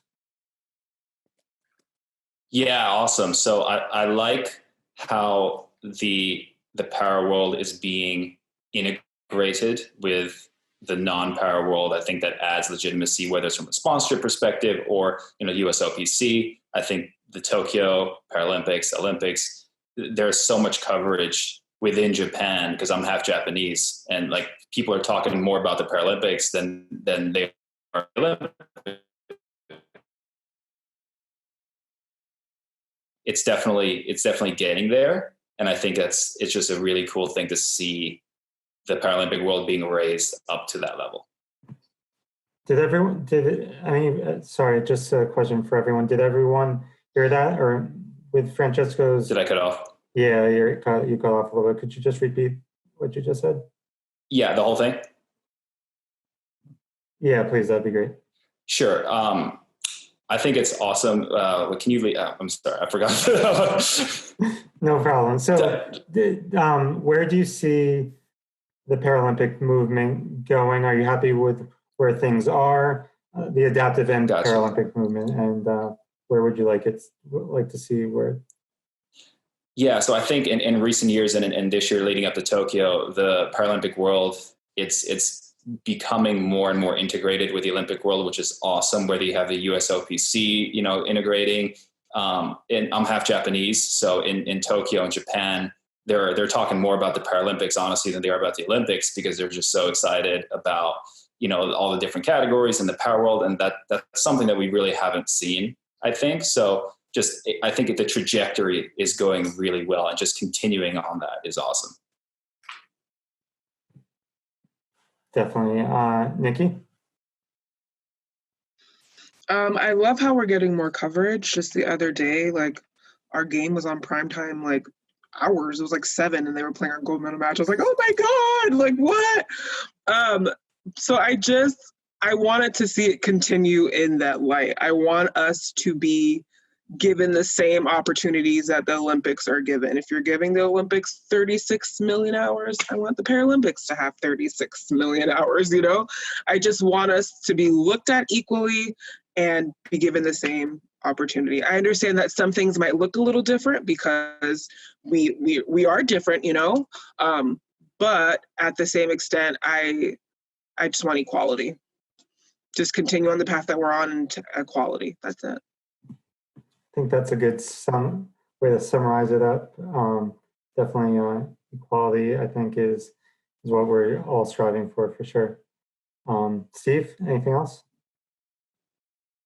Yeah, I mean, just to repeat that, equality is something that we're always striving for. I can tell you that each Paralympics, in terms of the coverage, in terms of the investment dollars from the USOPC, and in terms of sponsors, the Paralympics have been getting more and more equal to our Olympic counterparts, but we're nowhere near where it should be, and we're nowhere near where other countries are in terms of equality amongst Paralympians and Olympians. I think that one of the reasons why I look up to my fellow Team USA Paralympians right now is because we're all trying to use our platforms to build up how impactful Paralympics and adaptive sports can really be on not only us, but our entire community. When you talk about the awareness, it's not just from a high performance aspect, though. It's more about creating opportunities for people with disabilities at the local level in terms of community programs, in terms of school programs and stuff like that. So I think it's this all encompassing movement that is getting better and better each and every day. But we're nowhere near where we want to be, and we're going to continue to fight. We're going to continue to fight for our equal rights, and just excited to kind of be a part of it. Great, thanks very much, Steve, and thanks everyone else. Nikki, Francesco. I know I went over a little bit, so thanks very much for hanging in there with me, and yeah, I really appreciate it. I'll let you guys know, since it's pre-recorded, I'll let you know the time, and it's going to be aired on the 26th on the Disability Unite webpage.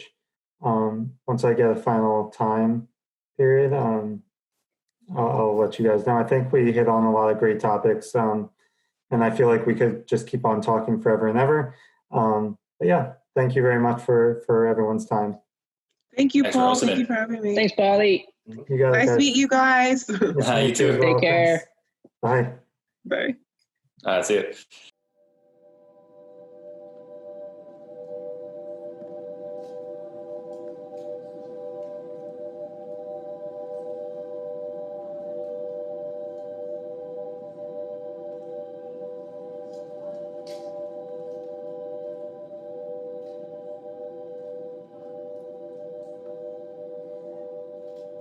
It's cool being viewed as art and not so much as a person. We're live art, and it's like Picasso painting a painting in real time.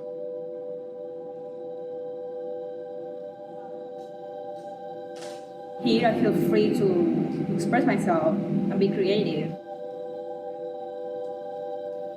I get to be myself. Damn, how to feel upon myself and just relax and be me and be comfortable.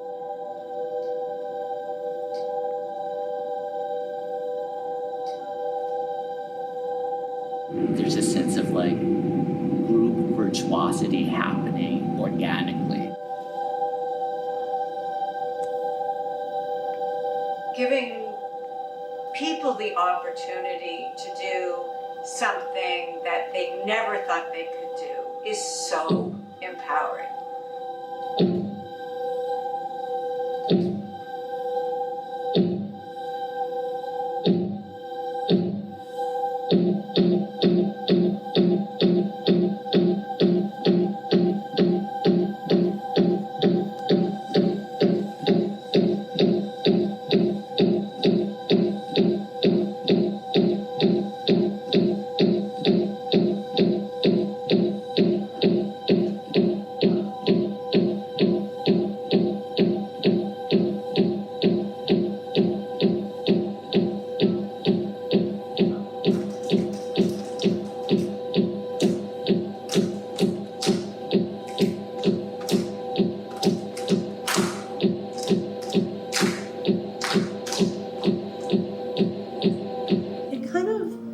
Made me realize how much people underestimate us, because I underestimated us. I fall in love with my dancers. It's the only way I can work with them, and I fell in love with these guys, and they moved me, and They worked so hard and we had such a great time.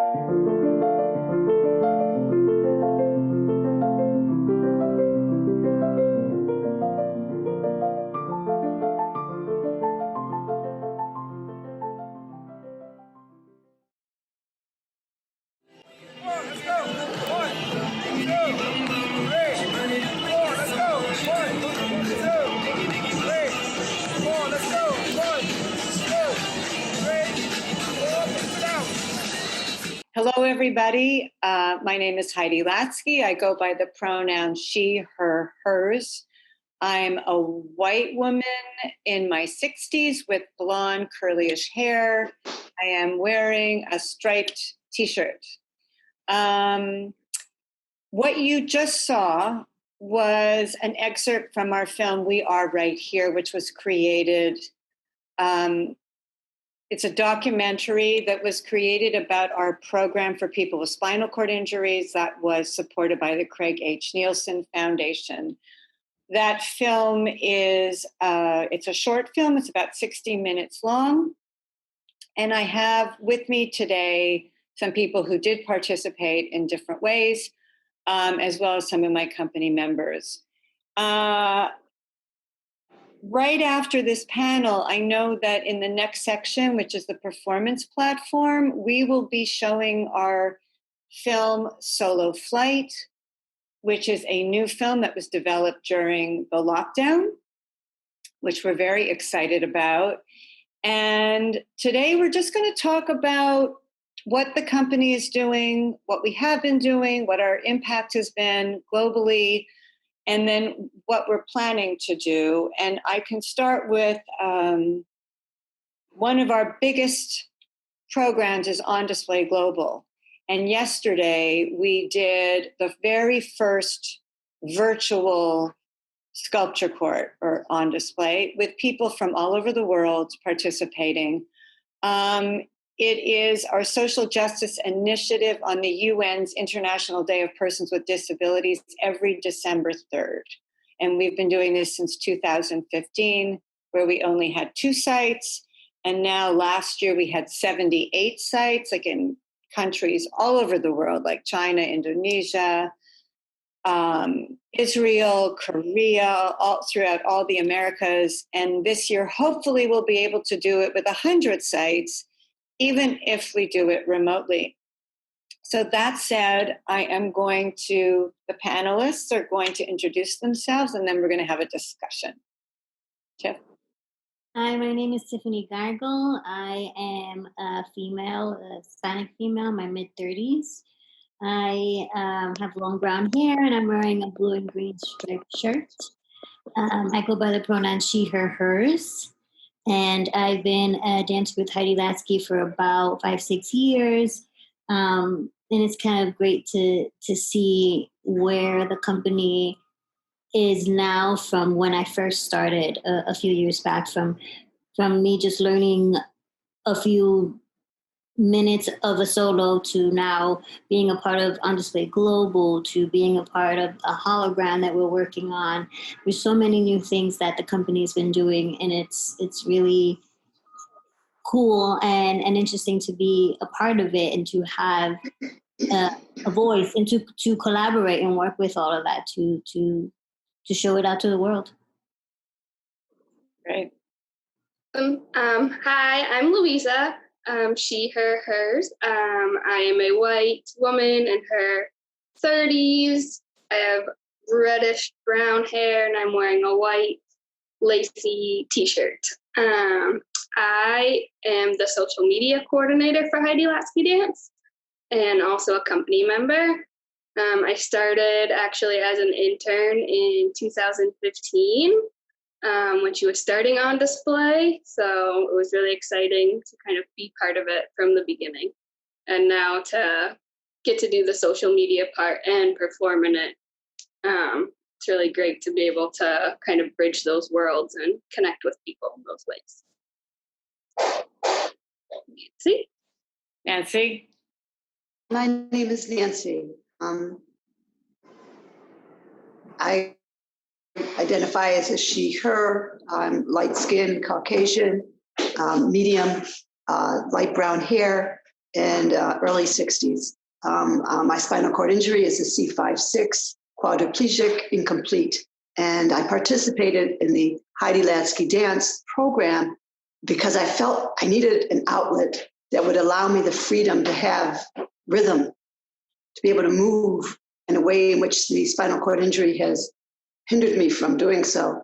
And being a part of the Heidi Latsky dance gave my body and my mind and my soul a whole different perspective from being an injured person to be a free person. The on-display global was even more dynamic in the sense that for the first time in a long time, I had control over my body. The injury takes away some of that. And now all of a sudden, her program gave me the power over myself and the power in a way to be still that was a very meaningful way. So all in all, the program has just benefited me in such a tremendous and impactful way that I'm truly grateful for.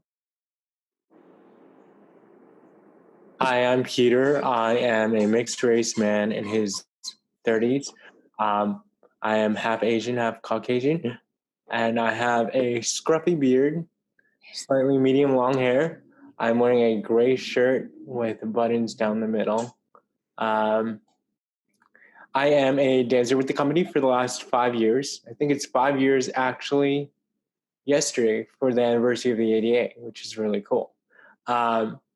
And I'm also the Accessibility and Technology Director. Last year, I helped the company develop an app which made all our performances accessible for the blind and the deaf, but also allowed us to show that accessibility to the non-disabled community, which is great. And then additionally, I also assisted Heidi on directing the program that Nancy just spoke about.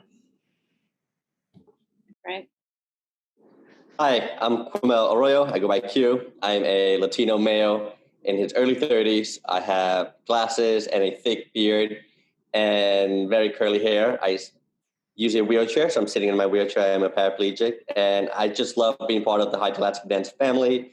I joined the company 5 years ago as a dancer for peace, looking for athletes to celebrate the 25th anniversary of the ADA. Since then, I've become an even deeper member of the family, now member of the board at Heidi Latsky Dance. And what I love most about dancing with this company and being a member is how Heidi brings out a dancer out of you. Really, through a collaborative process, understanding your tools, your assets, what you bring to the table, she's able to morph that, bake it all together, and make some beautiful pieces of work. And I just love that. We bring non-compliant bodies to the world of art and dance and deliver amazing, beautiful pieces that showcase our humanity. Thank you. Wow. Yeah, when I think about where the company, like Tiffany said, where we were and where we are now, we're at another crossroads. You know, there's always been these crossroads that we've gotten to. You know, COVID is presenting a huge crossroads to overcome or to deal with. And one of the ways that I have been thinking about this, and I wanted your opinions on it too, is creating more films, because I do like creating films. They're crude because I'm using iMovie because I am not a filmmaker, really. But it's a way of choreographing for me, and it's a way of using your images and whatever you send me to make something, like Q said, hopefully beautiful. We're working with these holograms, which ideally will be in museums, but we're now making two-dimensional representations of them so that hopefully we can have venues online for them. And we're trying to build some interactive content as well. But we're looking, you know, obviously, like I'm not one of these choreographers who's shutting down the company. I know a lot of choreographers who have, not shutting down fully, but hibernating, so to speak, right? So figuring out what to do in this crisis. I like this idea of digital content and pushing boundaries so that what if we did on display global virtually? I mean, how cool would that be? And you had a whole day long where the sites, because there's all these time differences, right? Like where the sites can come and go onto our Zoom event all day would be, I think, a remarkable way to celebrate the International Day of Persons with Disabilities.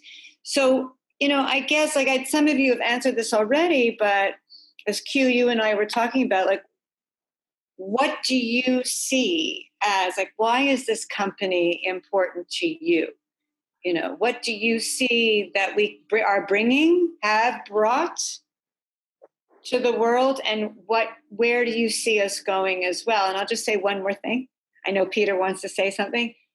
Is that one of the things that has always been incredibly important to me, always, my whole life, is the beauty of integration, of inclusion, and the beauty actually of the individual and honoring each person. And so our Heidi Latsky dance world is really a lot now about the intersectionality of communities, right?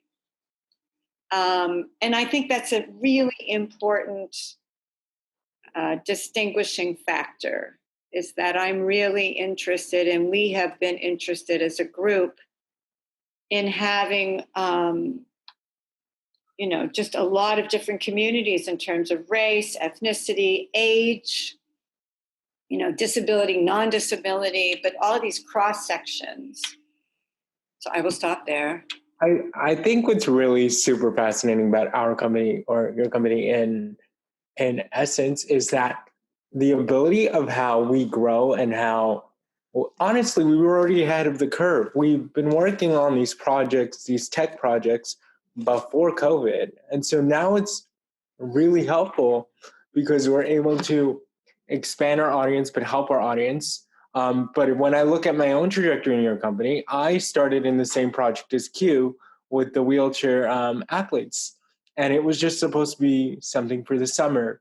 And then it kind of snowballed, and I became a dancer and on display. And then through that, you kind of trained me to dance more. And then I had this beautiful duet in Displayed. And, and at the same time, I became the Accessibility and Technology Director, which is something you've never done before. So we've kind of grown and worked in a way where it's sort of like we grow with the times, but we also, you give your dancers more of an option to grow with the company. And that's really great. When I see everyone on the screen, we've all participated in the company at one time or another in a different role. So it's really fascinating to see how Heidi Latsky Dance treats their dancers.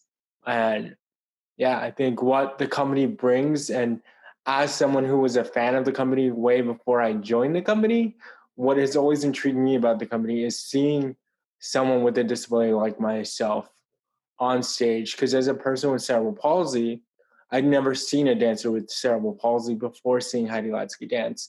The idea of dancing with cerebral palsy was an oxymoron to me.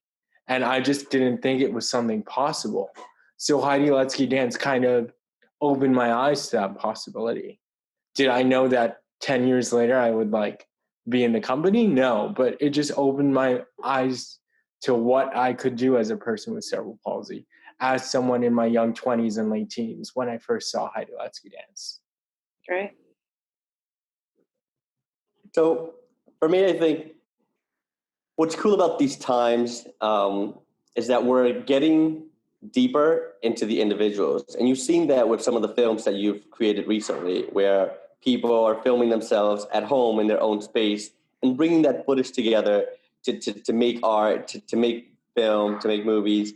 And what sits at the very bottom of all of that is bringing the audience into the person's space, bringing the audience deeper into the dancer's persona. And we've always been doing that at Heidi Latsky Dance, and Heidi, you talk about this a lot, when we showcase our vulnerability.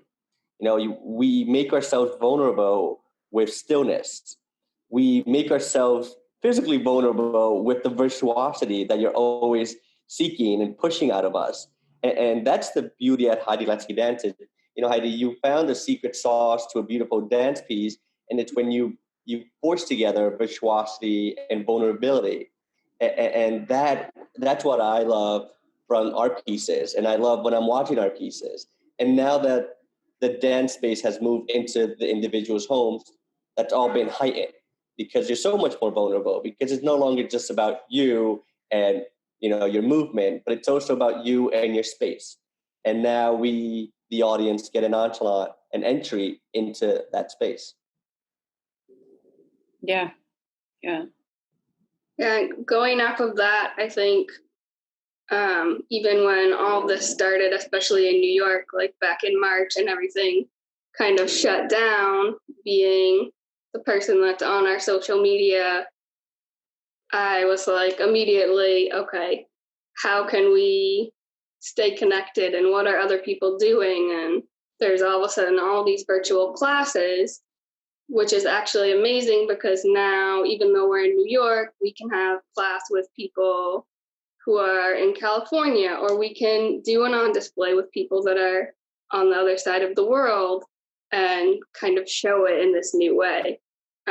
So even though we're kind of going through this crisis and we're at this crossroads, I think there's like some really beautiful things that can come out of it. One of the interesting things I found is the authenticity of ourselves. Often because of our injury or of our situation, we want to hide it. We want to keep it at bay. And here the Heidi Latsky dance enables you to not hide it, but bring it out. Expose yourself. Let yourself be seen as you really are in a way that's a very powerful and meaningful way that others can look at it and observe it and see it and actually admire it. And admire not only the fact of what you're doing, but what you're capable of doing, in their minds thinking that that's not possible. So what we're doing is educating the viewers to see that a disability or an ailment is not something that limits you, but actually can enforce or enhance everything that you didn't know before. So I think it's a dynamic opportunity that, as we were just saying, you don't just keep it local, but you can keep it worldwide. And it gives a universal hope. Mm-hmm. Yeah, I think that on display shows the world, hopefully, that we don't apologize for who we are. I remember when I first met you, I think I was walking with you somewhere in Hell's Kitchen, and I kept dropping stuff because that's who I am, and I kept saying sorry, and you like looked at me and you said, stop saying sorry. And I think that that's what on display is. It's like, no, I'm not sorry. I don't feel bad for myself. This is who I am.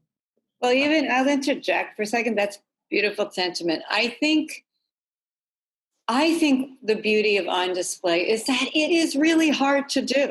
Yeah.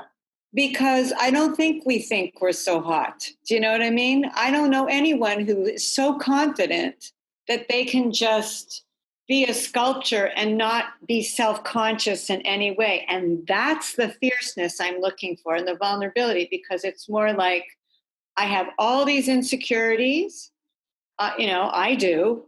I've been dancing for so long. I'm getting nervous. I feel exposed, but yet I'm doing it anyway.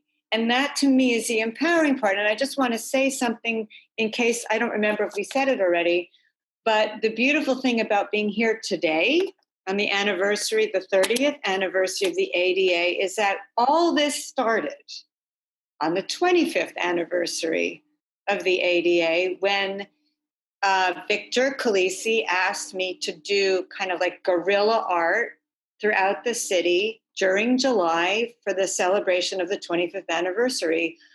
And that is when On Display began. So it's kind of remarkable. I mean, it's really wonderful to be part of this celebration, since a whole big body of work was initiated during the 25th anniversary. Tiffany, did you have something to say? Yes. Yes, I thought so. Right, and just to, to stem from you, it started off as maybe like a one-time thing, or who knew what it was going to be, and it was just centralized in the city for New York City, and now it's worldwide. I mean, we've taken this thing global, which is kind of fascinating. But another thing that I also like about it is the fact that it stirs up conversation. And that, for me, that's a big deal. We need to have these conversations in order to educate everybody, even children. I like the fact that sometimes we bring it to children. We have brought it to children in another form, and it's a nice dialogue between us and them, and it's just something to stir up the conversations. Who knows how many conversations people have talked about after they've seen the show for days or weeks on, and who knows what that has done to a certain group of people, how maybe their minds have opened or their life has changed, or they've taken a certain step differently now because of what they saw from us. We don't know the impact it does, but I'm pretty sure it's pretty big. And I know it could get way bigger, especially now during COVID. Like, everybody is Zooming everything or FaceTiming everything.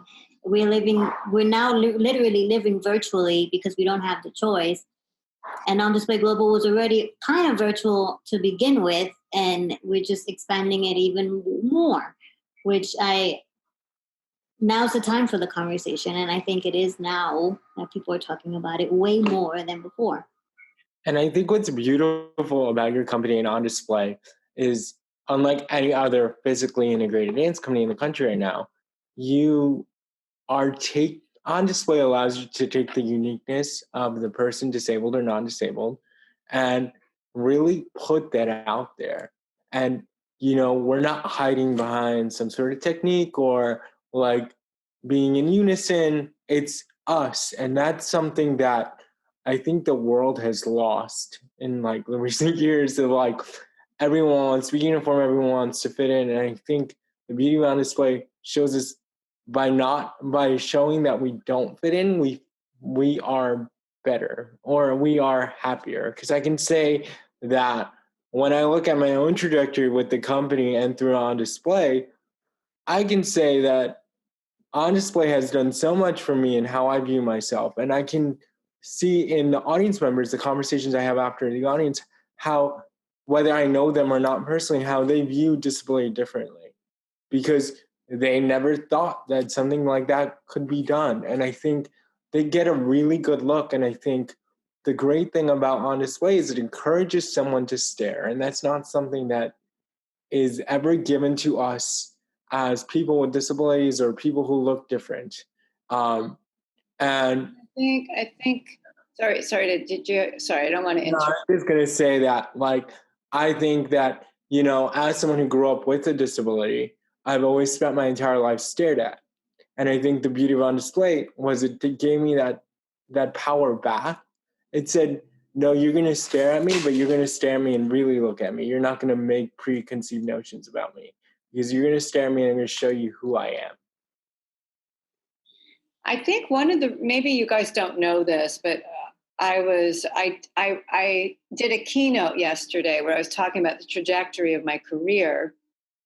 And I talked about my first inclination to start these site-specific works, the installations, was that I was really getting tired of preaching to the converted. Like, all the people that would buy tickets to come to see GIMP or IF or any of these works that I'm making were people who supported kind of this kind of work already.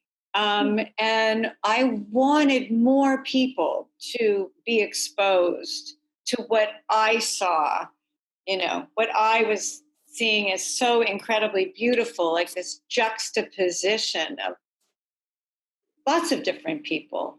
And so creating a film, when I was commissioned to make Soliloquy, that was the beginning of wanting to make film, because that broadens your audience. And I love the film for the program you guys were in. The SCI program is just so beautiful. And I hope it gets out there a lot. And then these site-specific works, the public happens on them. They have no choice, right? They can choose to either stay there when we're on the High Line or in Times Square. You know, you're getting people walking by. They're either going to stop and look, or they're going to think, oh, this is weird. I don't know what this is, and keep going. Or people take pictures all the time. It's one of the most photographed, I think, pieces definitely we've ever done.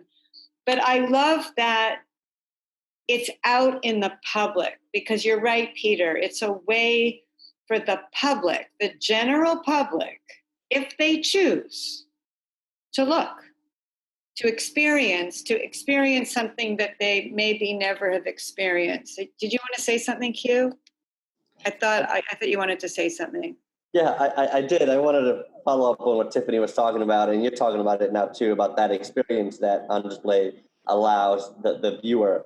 And, you know, we've seen many things happen at On Display performances. We've seen people cry for hours. We've seen little kids stare and laugh, and we've seen people mimic dancers and try to copy their moves. But, you know, to Peter's point, and, you know, we've said this a lot, you know, On Display is taking power back and, you know, identifying who you are for the gawker, you know, for telling that viewer, yeah, this is me, but I'm going to show you the real me in a very visceral, raw, and vulnerable way, which really, I think, especially now in the time of COVID, where we've been forced inside, into our homes, into our lives, we are really thinking about, you know, what is our lives? Who are we? And that's what we show with On Display. And with many of our pieces, we really force the audience to immerse themselves into who they are. And that's reflected in how they experience our pieces. And that's why we see so many broad experiences and interactions with the public when they come upon us. And I think we need more things that make us question who we are and what we're about. And that's exactly what we do. I mean, and I think On Display Global, I really hope we can push it forward, because especially like this last, October, Tiffany, Louise, and I went to Armenia, and it was really fascinating. We did Displayed, which came out of On Display Better. It's a 15 or 16-person sculpture court that erupts into movement. It's done in the round, and the audience can sit on stage with us, essentially, or in the staging area. And I think what was really interesting doing in Armenia, where we were told that they hadn't had experience with disability before. I can tell you, as a disabled person, the theater wasn't accessible, like streets weren't very accessible. The same visibility here. I can tell based off the series we were in, how the audience reacted to our show. There was like complete silence. You could hear a pin drop. And at the beginning of the show, the audience can walk around us and within the sculpture staging area. And I remember, and I think Tiffany and Louisa remember this too, there was this little kid, he must have been 5 or 6, and he was jumping around in front of each of us and taking pictures of us with his phone or his parents' phones. And it was like really hard to stay still, because he would do it in a way where he wanted to startle you, or he didn't mean to, but it was just like, you know, he was taking pictures. And I really think this is a piece made for the time, because like you said, there are a lot of pictures being taken. They are being shared on social media. And I think representation for disability has changed within the last 5 years. And I'm excited to see what's going to happen in 5 or 10 more years, or even on the 50th anniversary of the ADA. And so, I think, sorry. No, I think that this piece was made for the time, in that Which piece? Displayed On Display Global, our current offering, because it's something that you can put online easily. You can social distance, unfortunately now with COVID, but it's something that can be done in parts, and there's technology that makes it more accessible online. And I think we really were ahead of the curve. None of us could have anticipated this happening, but I think that what we can offer.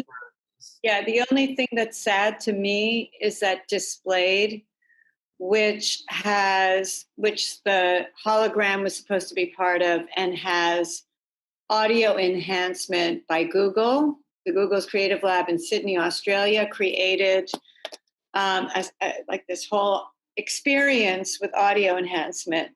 And that is my baby. And that to me has everything in it, because a lot of people, when you see on display and everyone is very still, it's cold.